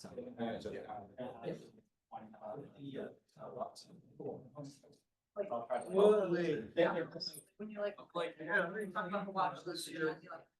I didn't stop. Yeah. About the deviation. I don't know. And I'll just say.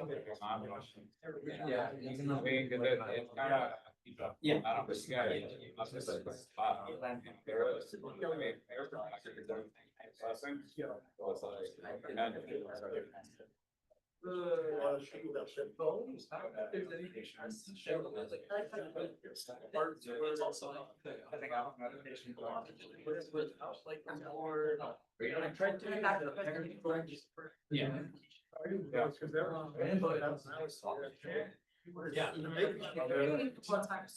Yeah. And then I didn't have. So I just kind of stopped that one. I don't know, I didn't get that. But the setting up the phones, the number that I think you started on. For the limit. Kind of choosing like. That costs money. Yeah, I just feeling like. That was the one. No, I know. I was like. Yeah, I actually. Oh, really? You would have. Yeah. I was like, oh. I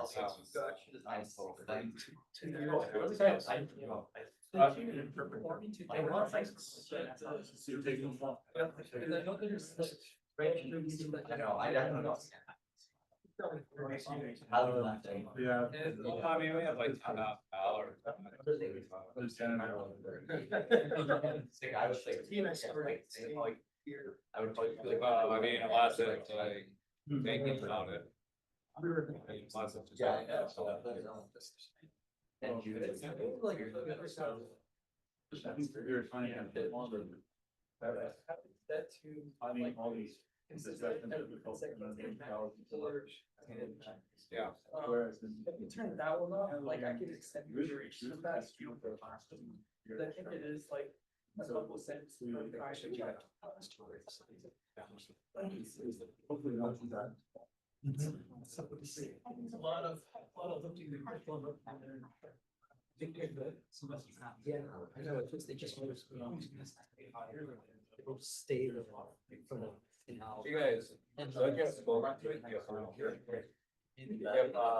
If, Mac on or Rachel, that's good. Pass them down. I already told my that one. Yeah, I got to, it was, you know, CH, you got take off, whatever.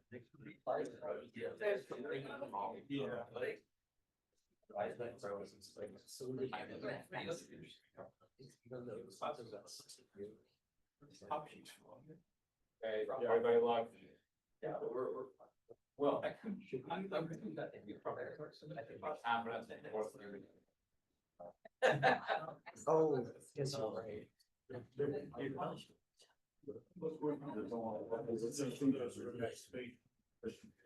You guys don't have anything more, they have to do with the university, right? Yeah, it's done, that's a great day. We don't have to. That's guys.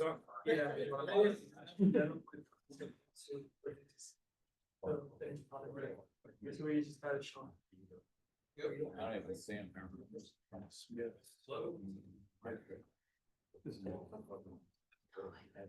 often did you meet with him?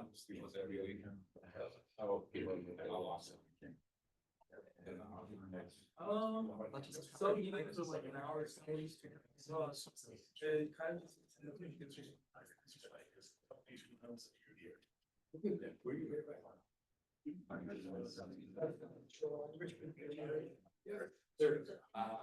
Hello, welcome to session 3. Our first team, come on up. DeSimone, working with DeSimone Engineering as their sponsor.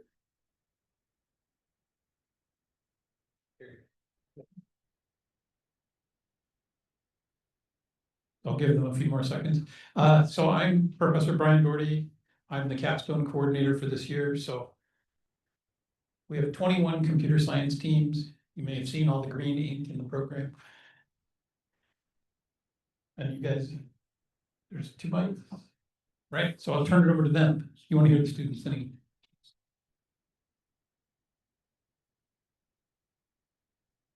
All right, hello everyone. Thank you all for being here today. We are Team CS 2505, working with DeSimone Consulting Engineer. I'll introduce the team. We have Johnny and Zach over there, Ryan, and I'm Tina. Throughout this project, we've been guided by our faculty advisor, Professor Dorothy. Our sponsor liaison is Jeff Drogovic, who is head of DeSimone Supply Technology and Research Team. We also work with Pratik, Joshua, and Michael, who are from Jeff's team, as well as the IT team. Bit of background on DeSimone: they provide services in structural design and detailing, as well as facade and construction consulting. One way they provide their expertise is by running compute jobs of structural simulations and analysis tasks. So this can include things such as nonlinear seismic and wind responsive structures, as well as analysis of concrete floors and foundation designs. So that brings us to our problem. Currently, these compute jobs are being executed on employees' standard work laptops. This is not necessarily ideal since these jobs can be quite resource intensive, causing them to run for days or weeks to complete. So there's a need to be able to run these large-scale models more efficiently.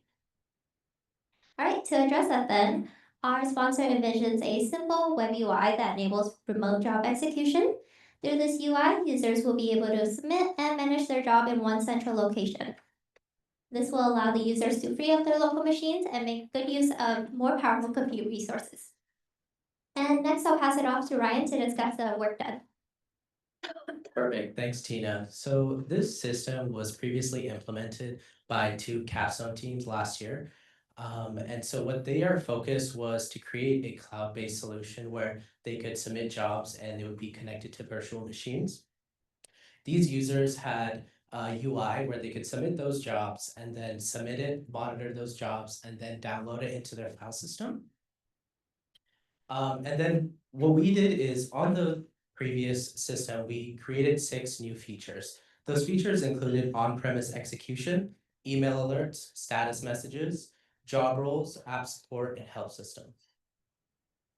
So in our project's core, we had on-premise execution. So the DC engineers could either focus on submitting jobs on on-premise cloud or on-premise servers. So we have 2 different types of roles from those 6 new features. One role is system roles, and also the second is job roles. So in system roles, we have admin, users, and help editor. And for admins, this is usually IT, where they can go through the entire system and make changes. Then you have the user, which is DC engineers usually, where they can submit jobs, monitor jobs, etc. And then we have the help editor, where this is usually something like the marketing team, where they can go into the help editing page and manage content. Then we have job roles, where we have an owner and subscriber. The owner is usually the person who can terminate, submit, and manage the job. And then you have a subscriber who's subscribed to that job and can monitor the status. Yeah, thank you.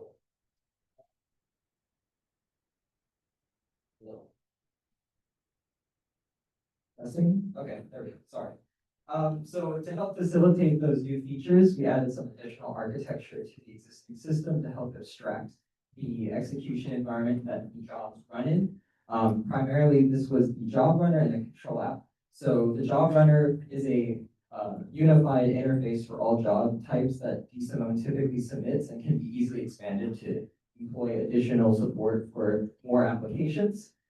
This works as a standalone application as well, but typically this is only really going to be used in our system alongside the control app. So the control app can receive status updates from the job runner depending on the type of application that's being run. So if you want to have certain types of status updates happen at different stages during the execution of the job, you can send out emails to users as their job progresses, as opposed to before where you were kind of remoting into some hardware, not really getting much feedback.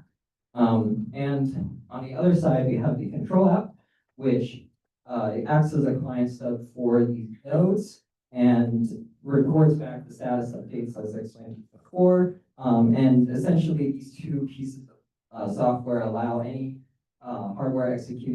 piece of hardware to act as a place that jobs can run for the D2C2 server, as the control app will automatically announce itself to the entire system. So if we step back and look kind of at the system as a whole here, we have the pool of the nodes made up of this control app and job runner duo, which is pooled, as explained before, from both on-premise and cloud. And the control app is responsible for downloading the input jobs or input files for the job and then outputting those resulting artifacts back to the remote file system that DeSimone uses across their network. And if we look here, this is the original part, mostly from the original system. We have the web interface, the conductor, which is the thing that's actually responsible for controlling the nodes and providing the status updates through to the user on both the UI and the email side of things. So a typical flow will be a user uploads their files to the remote file store if they're not already present, and then they would go through the web UI, submit their job, and as the control app emits status updates, they will receive emails depending on the stage of the job. All right, thank you, Zach. So our tech stack is based on the foundations established by previous work. Our application uses the .NET framework with Blazor at the front end, and we primarily coded everything in C#. For development, we use Visual Studio and VS Code as our editors. Git was used for source control, and our repositories are hosted on GitHub. Our system is deployed to Azure automatically through our CI/CD pipeline using GitHub Actions. So we also use GitHub Actions to automate our testing workflows. This setup ensures that tests are automatically triggered upon every pull request, as well as any push to our main and development branches. As part of our test suite, we have over 500 unit tests using the XUnit BUnit frameworks. We also use the mock library for mocking, which helps us isolate components by simulating the behaviors of external dependencies. We also have integration tests to test different components together. And then we have automated web UI tests built with Selenium to cover different user flows in the browser. And then for testing results, we have 87% code coverage with 76% branch coverage. And next, I'll pass it back to Zach to give you a demo of what we've been working on.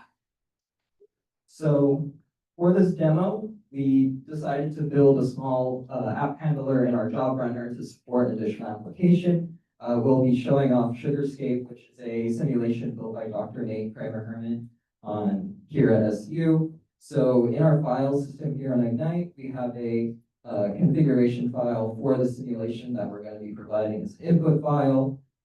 Just some configuration options here. And I will be outputting it to this folder and the completion. So here's the beginning of our web UI flow. We have a sign in with Microsoft option, as this is the SSO of choice for DeSimone.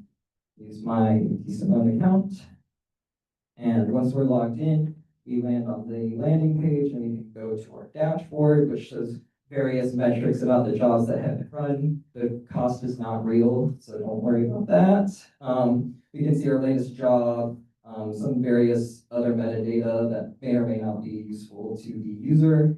And we can see the jobs throughout the entire system in the job history, which are sortable, so it's easy to find past jobs and resubmit them as needed. So if I wanted to only see failed jobs, you could go here and select it, and here's all the failed jobs. But that's not the interesting part, so let's go ahead and submit a job. We go to our submission page. We can specify a project number, which is used internally at DCE. So we can just choose this random project number that doesn't actually exist. And we can label these jobs because it's very likely you're going to have multiple jobs under a single project. Next, we'll choose that input file. So this is all being pulled from the Ignite API. We go to our demo folder. We can see that configuration file I mentioned earlier, and we can specify that output folder. So there we go. Right now, this is for the future, we'll probably have some type of automation for determining what type of application you're using based on the input file. But for now, we'll go ahead and select Sugarscape, specifically version 1.0. And after you select an application type, the compute resources will only show available and supported platforms. So in this case, we have not added cloud support for this job, so we'll choose on-premise. And we have a easy flow for selecting which node you want it to run on. You can select various groups for similarly grouped nodes. So generally the idea is these will have similar compute power. But if you want to, you can select the nodes manually. So I have a control app running at home on my desktop, so we'll go ahead and run it on that rather than my laptop. So let's go and create a new job. And with that, we fall on this detail page where you can see various metadata, including status, how much cost is incurred so far, duration, who created it, and the various timestamps. So give it a few seconds for it to pick up the job. You should see the status update. There we go. So my computer at home has picked up the job and is now executing. Job handlers can, on the job app or job runner, can specify specific messages as it executes. In this case, this job is so fast, it's already finished. Expected to go a little longer than that. But if we look at my email, we can see during the course of the job, we got various status updates, including the initial subscriber update, and then the transition into running, and finally the transition into success. And we can see there's just a quick summary of what the job is and what the status message was, so you can keep track of what job this is actually related to. And real quick, we can see the Manage Permissions tab, where if I wanted Tina to be able to control this job, I could add her and assign her various roles. Right now, we only have owner and subscribers, as mentioned before, and Tina now would be able to access and control this job. So finally, if I refresh our output folder, if all things went right, we can see all the output files from the simulation, which in this case were some CSV files and a graph. But yeah, so that's what a typical user flow looks like through our system. And I'll hand it off to Johnny to bring us to our conclusion here. Thank you, Zach. So I'll just quickly go over things that we've been able to achieve for DeSimone. So we reduced unnecessary cloud execution expenses by utilizing the DeSimone on-premise hardware. We also created the email notification system to make sure that engineer can stay on top of their workload. And we also make sure that those hardware can be able to run with that run jobs without manually accessing and set up each time. We have designed a system that's modular to make so that DeSimone, if they want to integrate new tools or scale up the system, they can easily doing so without with requiring new major code changes. So one thing we have all learned as a team is that communication is key, and don't be afraid to ask questions. So early on in the project, we were asking a lot of questions. We are assuming a lot of things, which led to a lot of miscommunication and delays that could have been avoided.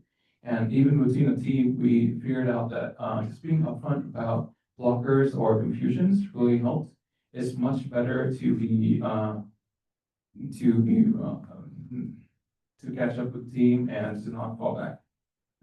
But one thing we really taking to heart was to plan sprint with realistic capacity. So at first, for sprint 1, we were just getting started. So we all were getting used to the code base, we were setting up our environments.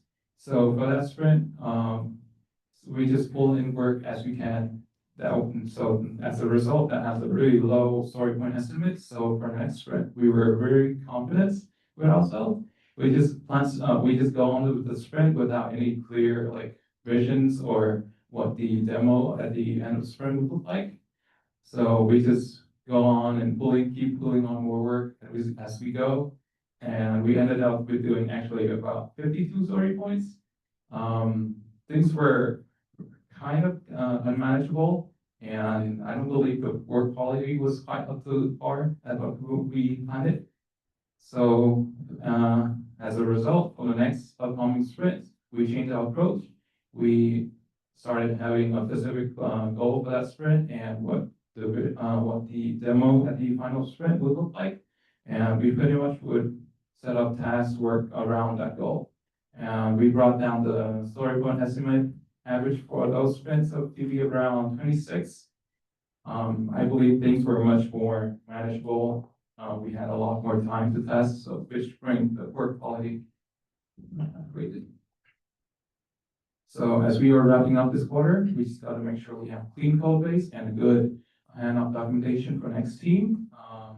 Also, we need to make sure we have a clear documentation on how DeSimone would integrate more tools or scale up their system. We have also identified some backlog items for next team as well. Right now, the status update is periodically, and if we were to use WebSocket, it would be instantaneous and more efficient. And a note status page where the health of the system, those things like what nodes on premises are running, how many jobs are executing at the moment.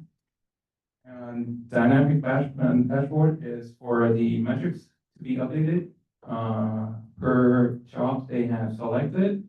And then finally, a note queuing system where engineers could upload their jobs and then without having to wait for available notes. So amidst all the challenges we have faced, this has been a great learning experience so far. We are really proud of what things we have achieved ourselves and for DeSimone. We're really grateful for all the guidance and support we have received throughout. And we're excited to hand this off and see what the next team takes. Thank you. And any more questions?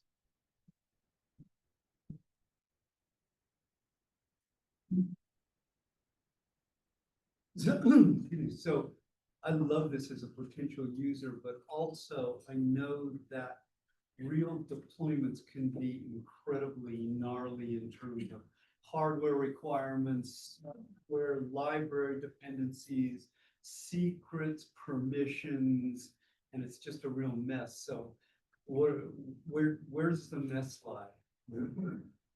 Yeah, so there are a lot of secrets. Luckily, a lot of the existing system is mostly in the Azure portion, so that's all on a virtual local network. So that limits a lot of the requirements, on terms of needing like public-private pairs or whatever other forms of, authentication. But, the main point of contact for us is between the actual execute of nodes, the on-premise nodes, and getting that connection to Azure, because that's like the one point of where most of the security flaws lie. So we, at the moment have it, so there's a API on Azure that requires a certain secret to be specified alongside in the requests, in the request headers. And then there are a lot of secrets that are required for getting the Cloud VM batch accounts and stuff correct. So that is a little bit of a mess. We try to document it as best we can, so IT doesn't have to sort all that out by ourselves. We kind of had to do that ourselves at first too, and that was probably the hardest part of our project, was getting familiar with an existing code base and everything that was required. Even with using documentation, it's just a lot to take in. So yes, there's a lot to consider in terms of deployment. I think ideally we could get it to a point where if it becomes common enough, maybe we have like a Docker image with the common applications and some form of way to generate the configuration. But yeah, thank you. Any other questions? What was the most exciting part working on this project? Having it all work. This was sort of our experience, at least for me, especially working in something that has a lot of fault areas for potential errors and failures. So a lot of the struggle initially was getting that connection again from that one point between the nodes and the Azure to actually be somewhat stable and acceptable for production grade. At first, there would sometimes be unexplained errors that sometimes were caused by Azure. Like I think there was something weird recently where like the virtual network like reset one of the IPs for the API, and then it was saying it was forbidden, but it wasn't actually forbidden on the node side. It was forbidden on the literal Azure service, which is supposed to theoretically just be in the same network anyway, so you wouldn't expect that. I had like a week ago, so that was fun to figure out. But yeah, it was just really satisfying to have the working product, especially given how abstract we tried to make it. So yeah. Also to add on to that, I think getting to work with different tools, like .NET, Blazor, was a very fun part of this project as well. I think in your typical CS class, you're printing something out in the console. You don't really get to work with tools like this, so that was a great learning experience. It was pretty fun, yeah. Right, last question. Right, thank you.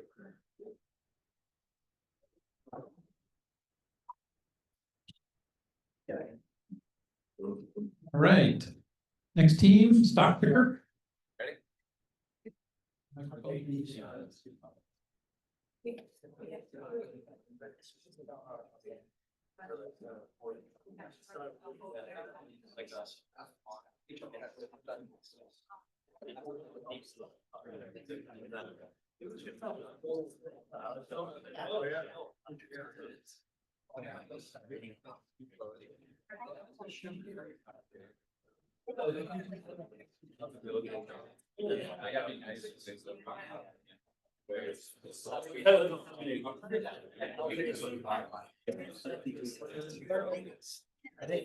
I wasn't breathing.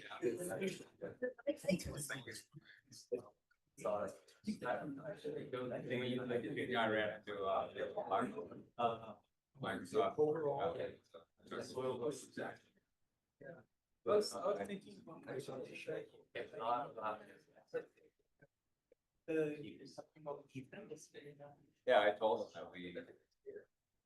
Alright. Talk about that. Hi everyone, we're StockPikr and we're excited you're here today. Let's go ahead and introduce ourselves. I'm gonna go ahead and start with our team. I'm Barbara, this is Monzi. We have Sammy and Harpreet, And let's go ahead and talk about our sponsor and faculty advisor. So our sponsor, James Kim, is a local real estate agent who also happens to invest in his part-time. James could not join us today because he is actually closing a deal on a house, so congratulations to James. So we're holding down the investment front.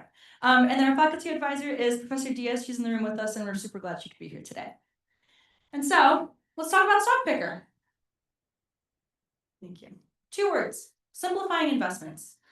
There's so many apps out there that promise this one-stop shop for all your investment needs, but they end up being super complicated to use. You're lost, you're trying to figure out what it is you're really doing on there, and you end up just having a pretty sad experience. And so we're here to help the everyday investor, whether they're just starting out or they've been investing for years, have a super pleasant experience on our app. And so James approached us and he said, listen guys, I love investing, but I have all these stocks in my portfolio. I don't know what to do with them. And I wish I had a couple watch lists I could customize and just be able to filter through to see what it is that I want to buy. He also said he'd love to get alerts for these set stocks to see when a good buying time would be, as well as seeing, if he has some stocks, maybe he wants to sell them. And lastly, he wants to make sure that all these watch lists, he can have multiple ones for the sake of, maybe one has all his current stocks, and then another one has any additional stocks he wants to add. And so that's where our features, next slide, thank you, come into play. So we listened to James and we delivered. We have customizable watch lists for him that allow him to filter, track, change orders of stocks. He can change the orders of his watch list too if he really wants to. We also have these alerts notifications that alert the user when their stocks are near or at their exact buying points. And we also want to simplify that decision making. We touched on these apps being hard to use. We don't want StockPikr to be that. We want this to be your everyday investment tool. And so I'm going to pass it on to Sammy. Hi, thank you, Aurora. So for the goals of StockPikr, we had 3 main ones: create, monitor, and visualize. Basically, a user will be able to go sign into their Google account, create an account easily. From there, they'll be directed to the dashboard, which gives an overview of stocks, like a general one. And they'll always also be able to monitor their stocks from their watch list, which is a more user-oriented version of this, where you can customize it. And then lastly, visualization. The user will have a bunch of these interactive charts, which will allow them to check thresholds to make the best investment decision for them. As for the scope of the project, the main one really is the watch list functionality, which is what James touched on, and making sure that is as user-oriented as possible, allowing them to organize it based on their personal preference. We also have real-time data integration, which pulls market data as well as live stock prices instantly, so that the user can see all this at the tip of their fingers.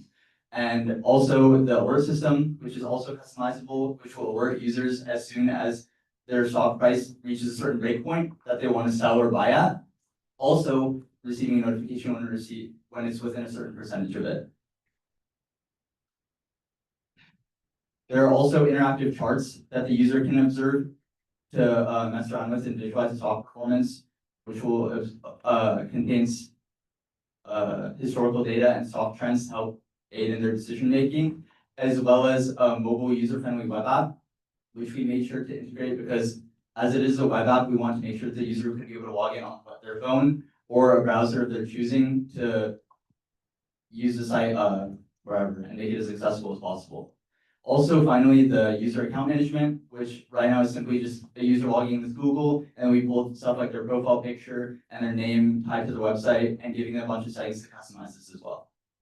Now passing it back to Barbara for the architecture.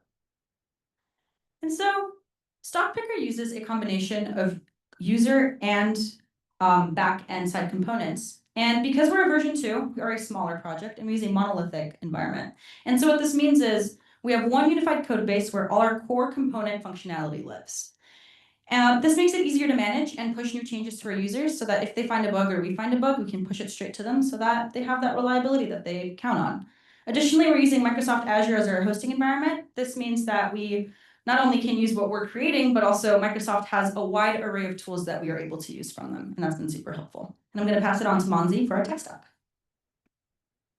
Thank you.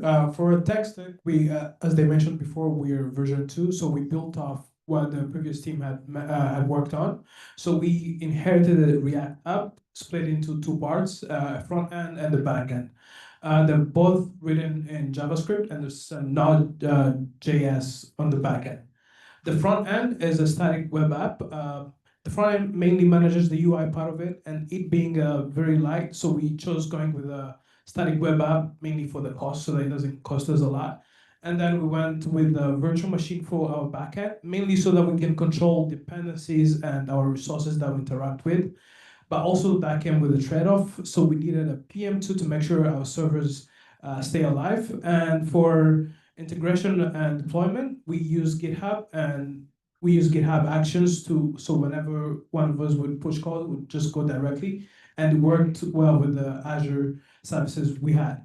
And something also very important, as we were using a virtual machine, that meant we also had to take care of things like authentication. We went with Firebase, which our sponsor liked because it allowed so that future clients can log in with either Google or Facebook or even Yahoo, I believe, without only focusing on one thing. Right now, with our demo, we're only working with Google, but with Firebase, it's so easy to expand from there. And we keep our data using MongoDB, which tracks all our records as documents. So it's able to, they're going to explain more about the watch list. So it keeps this watch list and stock information as stickers so that it's all being pulled by the backend. With the growth plan where we see StockPikr going, the first step was making a responsive web app, which I feel like the team successfully did. And we feel the next step should be a mobile app so that we make sure that this is accessible to a person wherever they want, because StockPikr is there to help you, to alert you when to buy or sell stock. So like you want it as close as possible, so a mobile app should be the next step. And then further along the line, a progressive web app would be better because it's going to be faster and also have more features than the ones we're working with. I'll pass it to Harpreet for our DevOps. So for our development environment, we were working in Visual Studio Code as it was easy to work with in React and JavaScript. And for version control, we used Git and GitHub since it was just easiest and most widely used out there.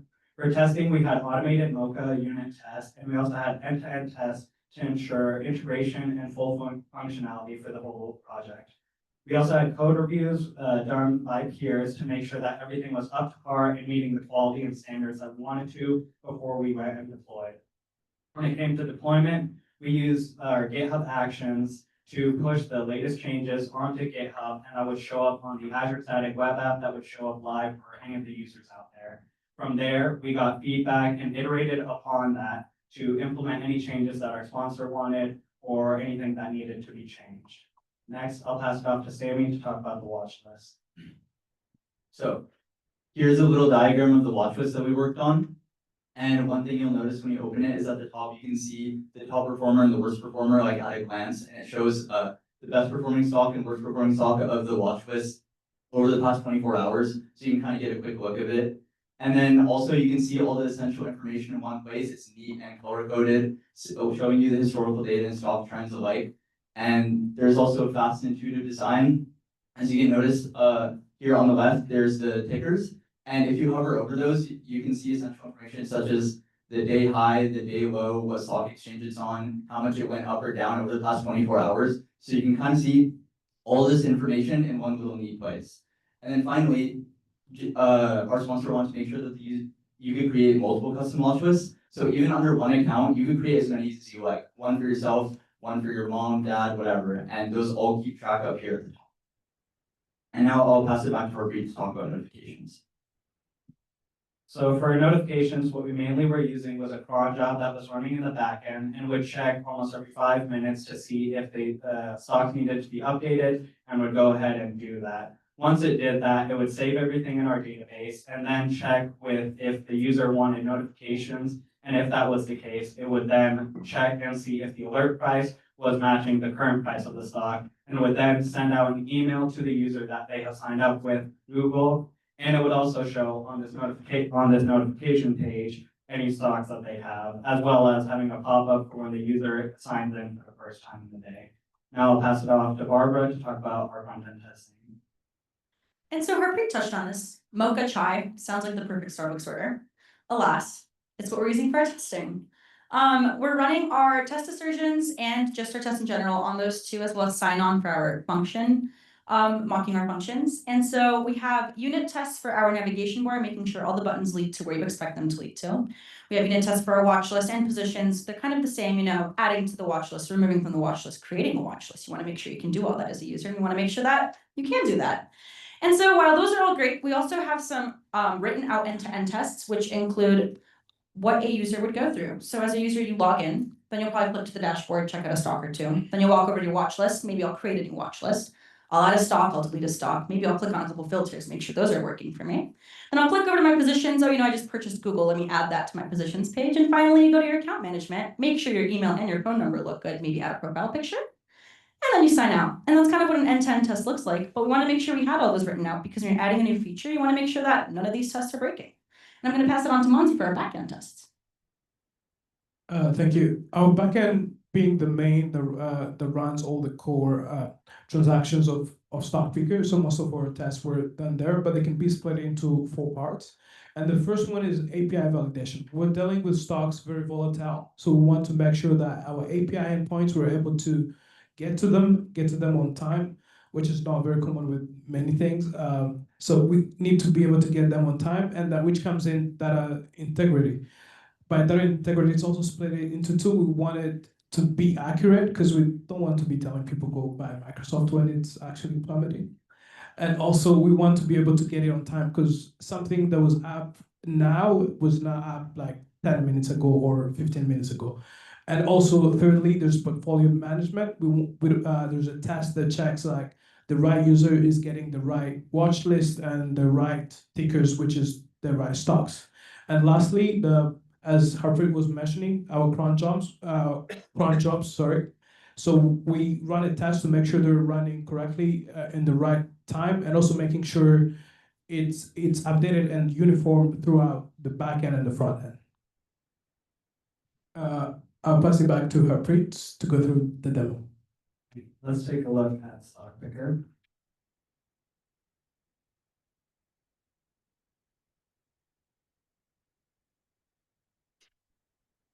So as you can see, when you come into the watch page like the StockPikr watch list page, it'll show a landing page in which it will talk about all of our features.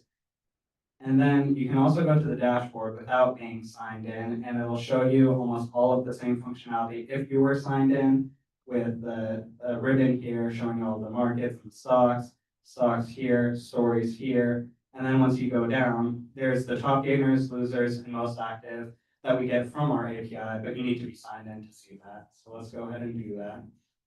You can sign in with Google here, and we'll show. Once you've signed in, it will take you back to the dashboard page.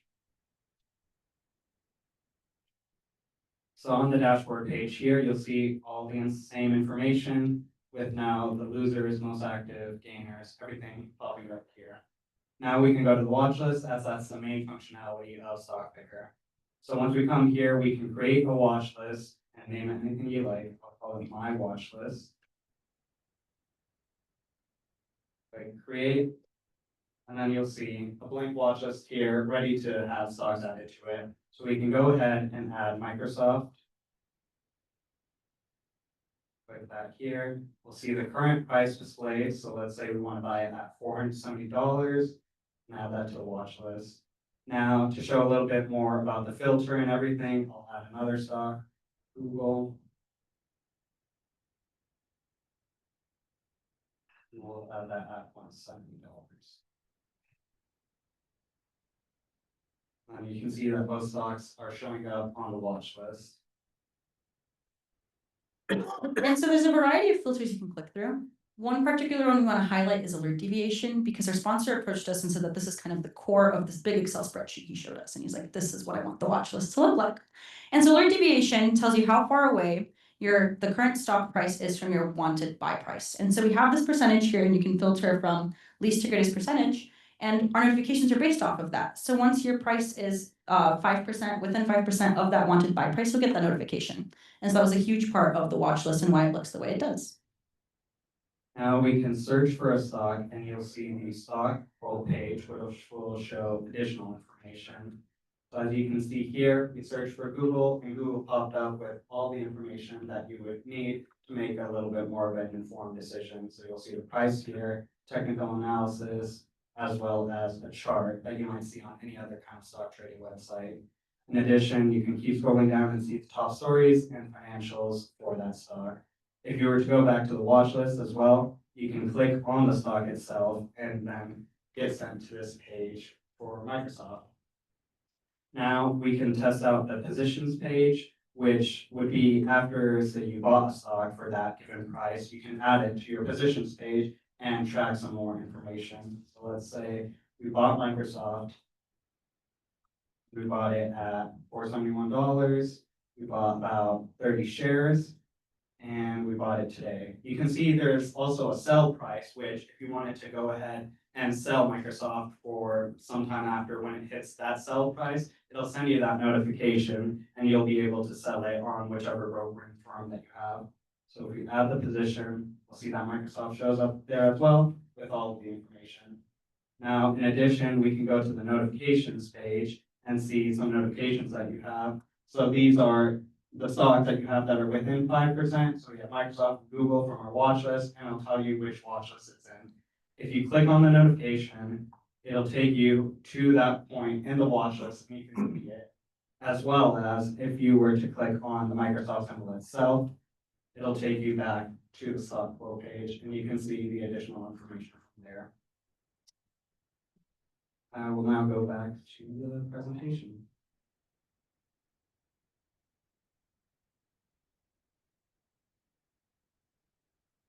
Thank you for coming. Any questions?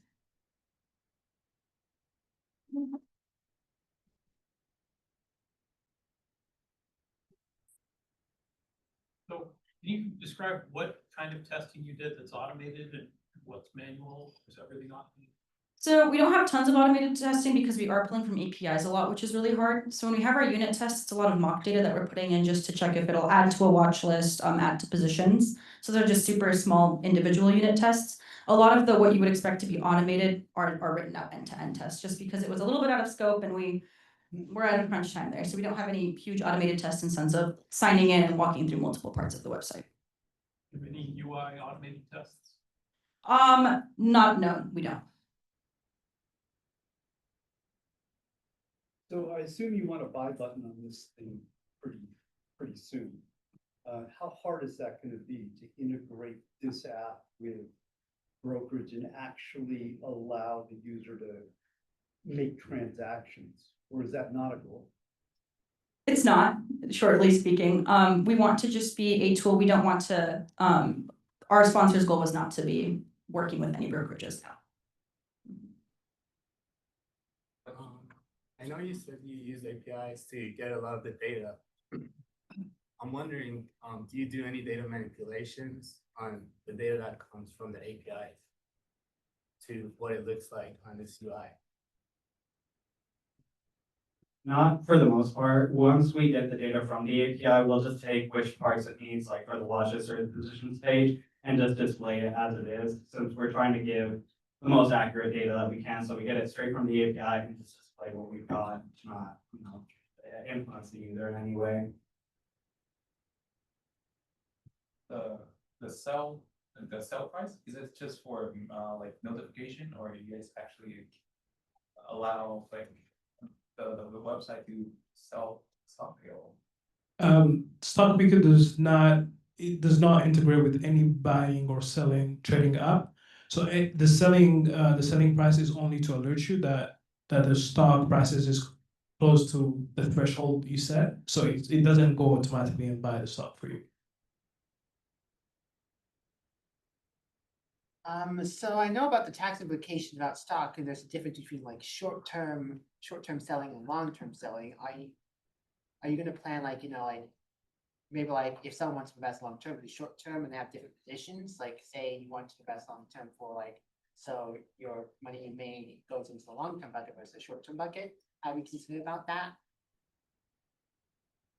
That's the version 3. I mean, we want to make sure that, we're creating an application that people can use for multiple things, right? Right now, we're kind of doing here's all your stocks in one watch list. Whereas if you want to do it for long or short, that's a great thing to add for the next version of this project. Yes, thank you. Anybody else? From a high end, sorry, architecture, what feature do you think you could add to StockPikr just on top of the core entities that you have that you could make StockPikr very confident on the job market? We want to do little calendars for every stock that are on our watch lists. And so that would include showing the high and low of every day of the month, as well as how that stock performed during the month and how it compares to your overall portfolio. So there's a lot of work that in our future work we want to be doing so that a user, again, can easily access those stocks that they're most interested in and see how that data relates to what their investment goals are. To add to that as well, the difference mainly about with StockPikr and any other trading apps is like other trading apps are going to show you like, oh, this stock that you're interested in is doing like this, the stock price is this, but it doesn't take into account that how much money do you want to invest.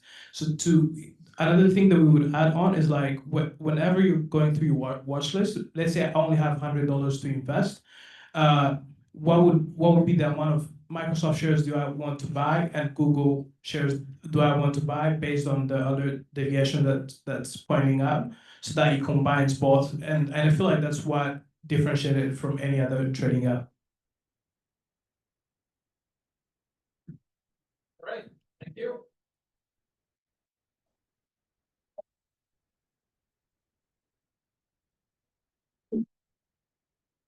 Right, our next team.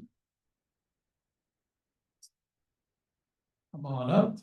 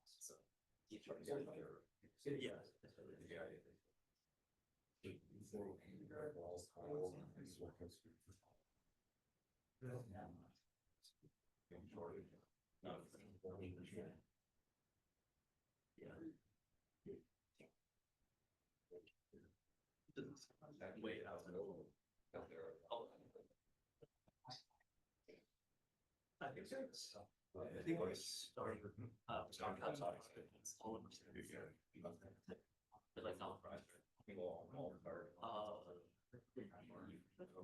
think it's just like throughout us. It's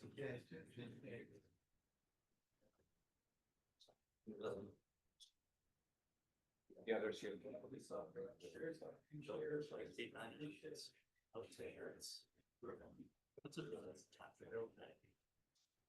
Especially. Yeah, yeah. Cool. But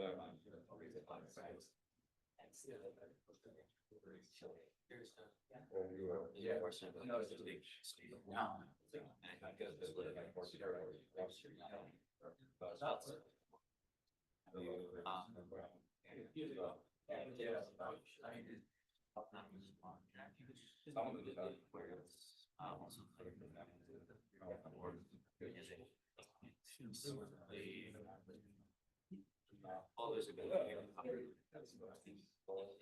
more There's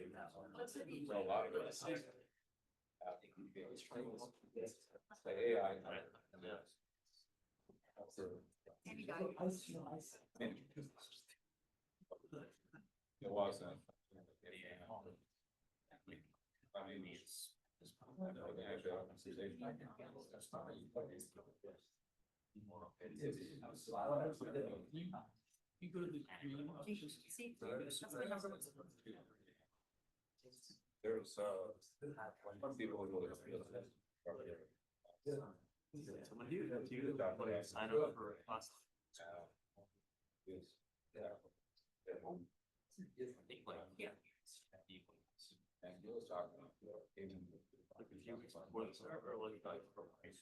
Now, if you're gonna accept it, yeah, first visit. This and it's the sign up this summer.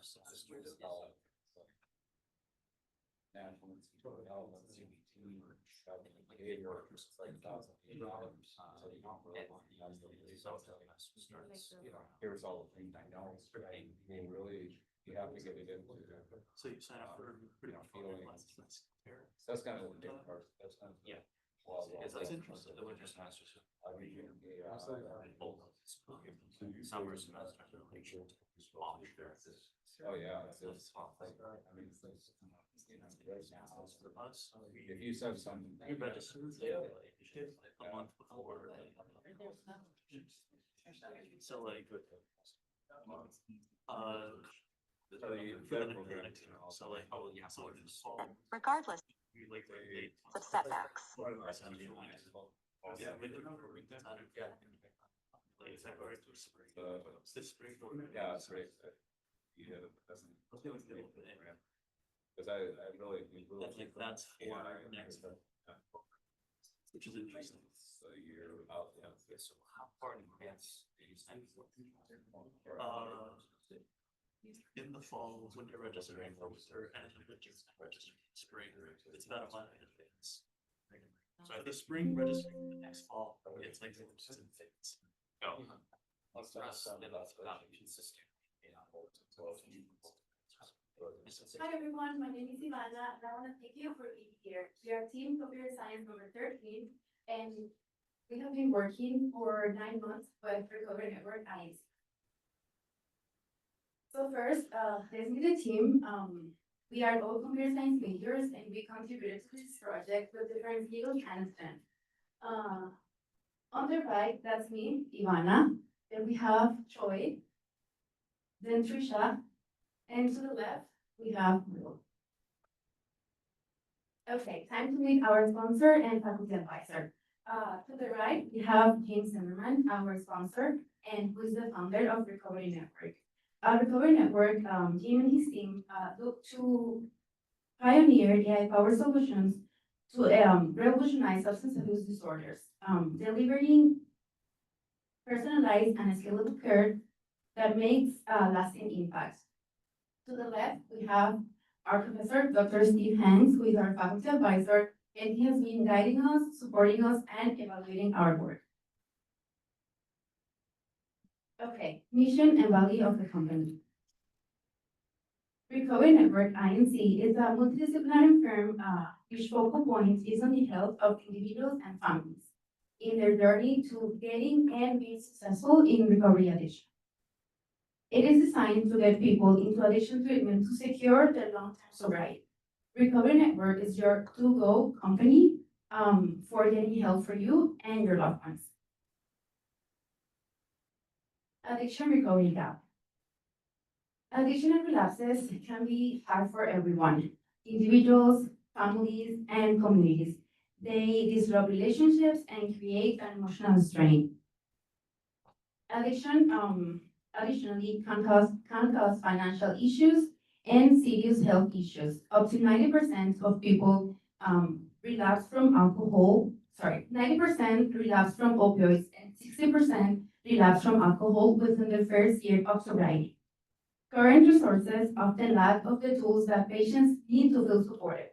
For example, lack of immediate responses, lack of personalized responses depending on the patient's circumstances, and lack of professional intervention when needed. Another crucial aspect is the availability of doctors who can see patients daily. And right now in the US, there is no specific degree that treats addiction and alcohol, drug and alcohol addiction. Another fact is that we are facing a projected doctor shortage over 3 million by 2030. And this leads us to our solution that we've been working on over the past year. Meet Dr. Olivia. She is a AI digital avatar that can be accessed via the Recovery Network's website and will be there to support users along their recovery journey. As a disclaimer, we are not medical professionals, and we did not train an agent that can be certified as a therapist. Our work was purely a software development project where we built a framework that allows an AI agent to interact with the user and provides a foundation for medical professionals to come and train the agent later on. This is only the first step, since deploying AI agent in a healthcare setting is both difficult and controversial, and it would require more time, medical expertise, as well as evaluation before it can be used as a true therapeutic tool. So for our system, some of the key features that we have includes user interaction and authentication. This is where users can sign up and log into Recovery Network website to access Dr. Olivia with their unique user ID. AI avatar integration allows us to embed Dr. Olivia's avatar directly onto the Recovery Network website for users to access. And the conversation server is responsible for all input and output between the user and Dr. Olivia. Essentially, the conversation server takes what the user says, forwards it to the AI model, and then returns the AI's response back to the user. And the server is also responsible for storing all conversation history, as well as escalating when a risky situation is detected. And for Dr. Olivia's responses, we used a large language model to power her up. And for prompt engineering, we essentially use prompt engineering to give clear instructions on her behavior and how to respond towards users. Sorry, one second. And this is where we give the instructions on her behavior, on when to be empathetic, when to be supportive, and general behavior towards the user. For fine-tuning, we retrained the AI model on our own examples of recovery-focused conversations, so it sounds as natural and helpful as possible for our users, and we gave it specific scenarios for when escalation is required. As for data storage and user context, every time user talks with Dr. Olivia, we save the conversation history, and this allows Dr. Olivia to remember important information about the user, such as their name, their past struggles, and goals, so that they don't have to repeat themselves each time that they sign in. And this makes each follow-up conversation feel more continuous and personalized. And for monitoring, before we did any fine-tuning, we collected hundreds, if not thousands, of example conversations from the original model. And we looked for specific issues such as generic answers, missed opportunities to offer encouragement, or language that didn't really feel recovery focused. And once we finished fine-tuning the model, we ran the same test dialogues again, and we compared the outputs to confirm that the fine-tuned model responds more empathetically, stays on topic, and uses language that truly supports someone in recovery. And for the escalation mechanism, if Dr. Olivia notices any signs of crisis, such as self-harm or at risk of harming others, it automatically flags the user's conversation, and that flag will trigger an alert to a human professional who can then step in immediately to offer real-time help. Okay, this high-level diagram created early in the project based on our MVP and key feature simplifies the core building blocks of our system. So user logs in and initiate conversation with the avatar. on the recovery network website. The user message is passed to the avatar, and the avatar sends it to the conversation server. The server retrieves user's conversation history and send it along with the new message to the large language model. Then server receives the response and send it back so the avatar can present it to the user. All conversations are stored in a database when the session ends. And during the conversation, if user message signals a crisis, it escalates to designated human professional. We fine-tune a large language model to better detect such messages and have dashboard to track performance. And we set wearables as a stretch goal.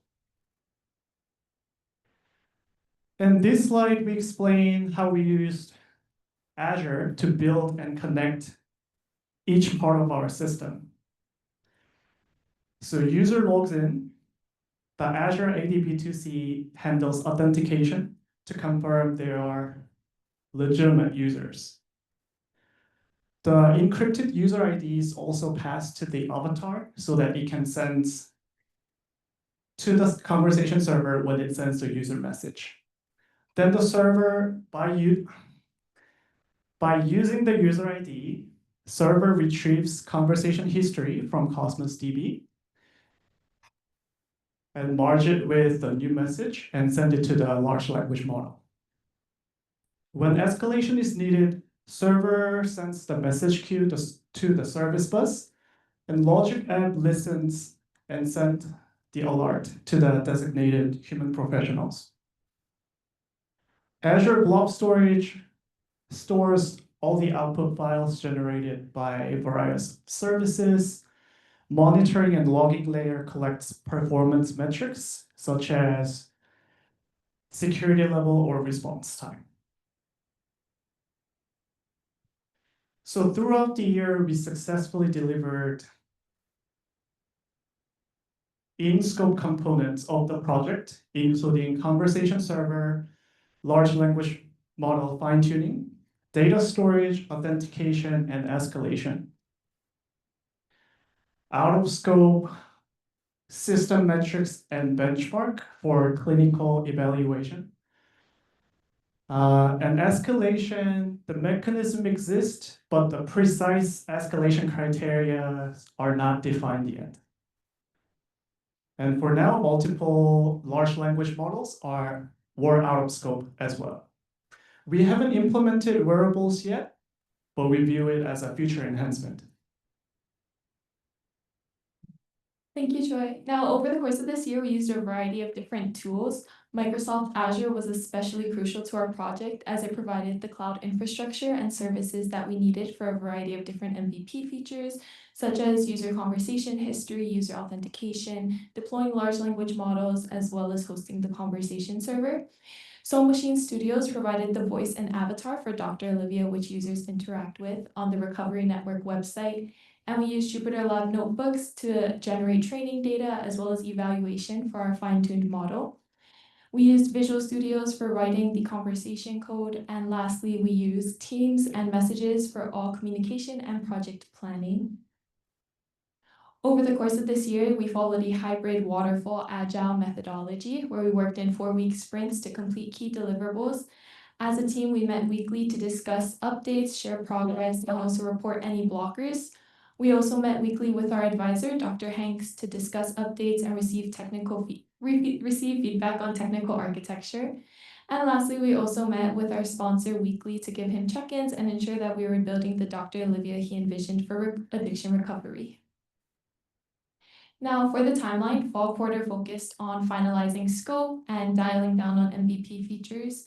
We also sketched basic system architecture and focused on laying out the roadmap for the remainder of the year, leading to winter quarter where we started full-on development, specifically setting up specific Azure services, as well as connecting Soul Machine Studios to front-end and back-end development. And we also finalized our scope at the beginning, and leading to spring quarter where we focused on finishing development, focusing on evaluation and fine-tuning, as well as preparing for Projects Day, leading us to today where we get to share what we accomplished. Now, over the course of this year, we learned a variety of different lessons that we plan on carrying on. First and foremost is communication. It's so important to communicate with each other to keep each other on the same track, as well as making sure the project is running smoothly. And of course, planning ahead was a big lesson we learned to prevent any last-minute panic. Time management, Capstone emphasized time management values as we had to block out dedicated hours for meetings as well as planning out working on the project. And of course, asking for help early on saved extra hours of trial and error. Lastly, this was our first time working with AI and large language models. It required a lot of research and a lot of trial and error, but ultimately it was a rewarding experience as we got to learn a lot about this field. So for our demo, before we actually play our demo, the demo will display a user who is an recovering alcoholic and is currently depressed. So self-harm statements will be made, and we will demonstrate the ability to escalate to a human professional. And throughout the demo, you're going to see a pop-up window on the right-hand screen, right corner. And what that is essentially what a human professional might see when we escalate, including the emails that they get, as well as actually going into seeing the exact message that caused the escalation, as well as seeing past context from previous conversations.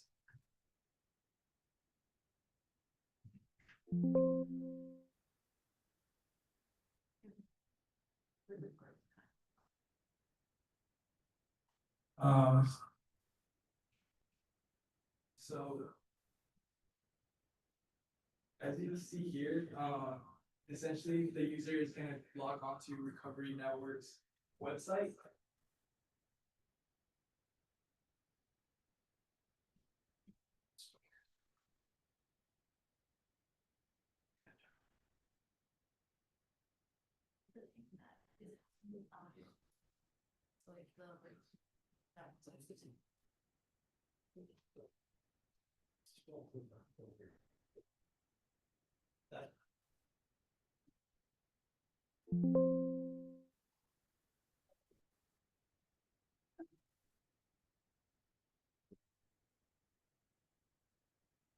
So as you can see here, the user is going to go onto Recovery Network's website. And once the user gets to Recovery Network's website, it will prompt them for their username and password.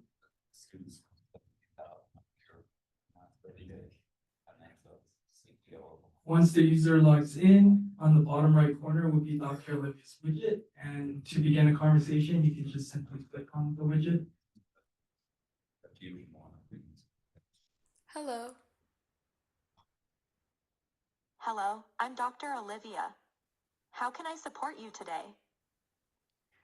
Recently, I've been thinking about how I drank again, and honestly, I feel like maybe I don't deserve to stay sober. Yeah, you're right. I see you're struggling with feelings of guilt and self-doubt. Let's focus on taking small steps towards recovery. You deserve kindness and compassion, regardless of setbacks. Well, I still feel ashamed, and I haven't even told anyone because I think I'll let them down. Sharing your struggles with someone you trust can help you feel supported and understood, and you don't have to face this alone. I don't know, I just feel so hopeless right now, and nothing matters. I understand that you're feeling overwhelmed, but please know that you matter and there's support available. I don't know, I can't keep doing this anymore. I don't want to live. Please know that you're not alone, and there are people who care about you. Reaching out to a trusted person or a professional can make a big difference. You deserve kindness, compassion, and support right now.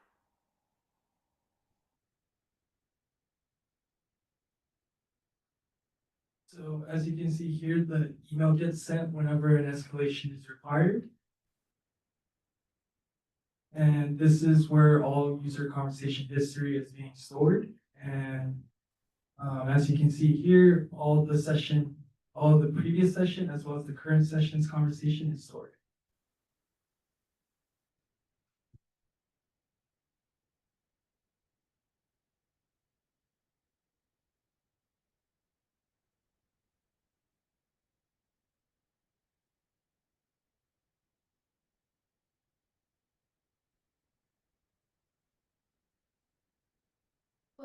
the presentation. Thank you everyone for your attention. I hope you like it. If you ask any questions.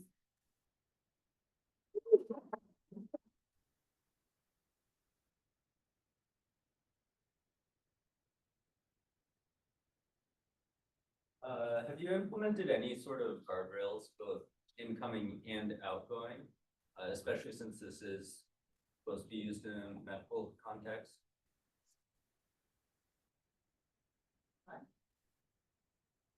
For now, for testing purposes, the content filter was disabled, but we can enable it at any time. And Azure side also provides responsible AI policy. So for now, yeah.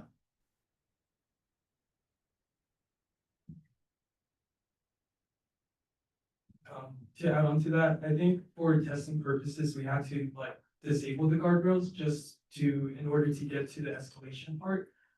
But if this gets pushed to production, then the guardrails will definitely be up.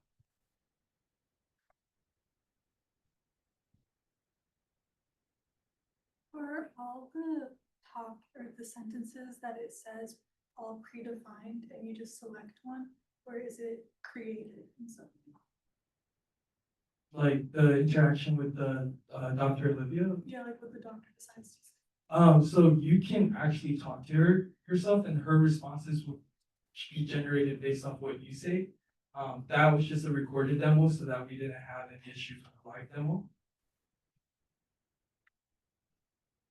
Moreover, it was fine-tuned using thousands of different dialogues, and so based on those dialogues, it will take inputs to follow through. So it will have similar dialogue responses as the training data.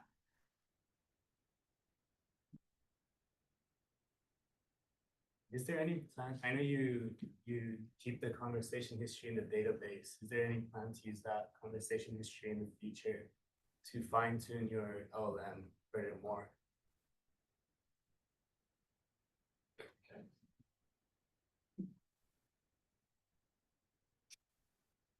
Yeah, definitely.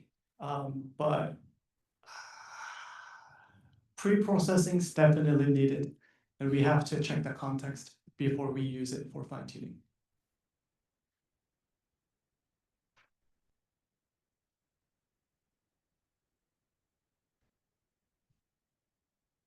So your architecture is like you're gonna save everything in the history, right?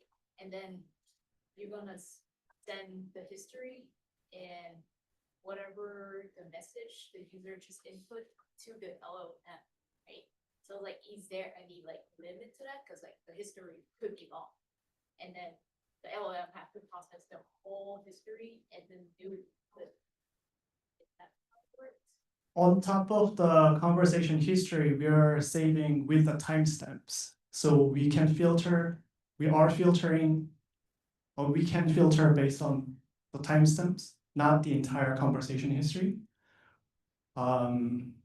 Conversation history is within the certain time period will be merged with the current user message.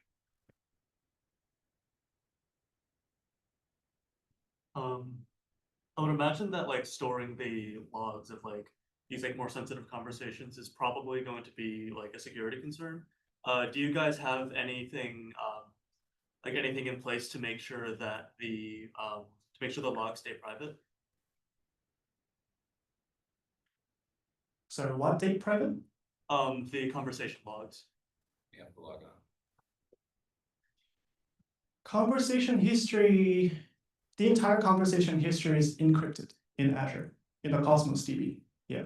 Okay, so that's part, that's like, that solution is offered by Azure? Offered by Azure. Gotcha. Okay. Right, we're kind of over time. If you want to talk more, probably find the team. But thank you very much.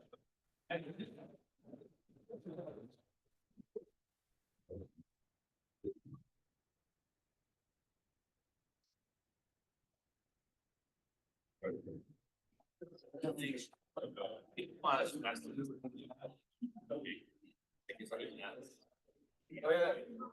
Little effort. Same stuff. Yeah. For a, what's that? Like, if you want to yeah, you don't be done. We do the same thing. Yeah. Like, you know, like studying. And when they're really put out like it is very. Like, yeah, and like, that's kind of the same argument. And well, in general, like you get like take like it's fine if artists are inspired by artists, even if you're not in the public domain, but put all those works against into launch generating works. It's gonna be. I think especially so because it's just like updating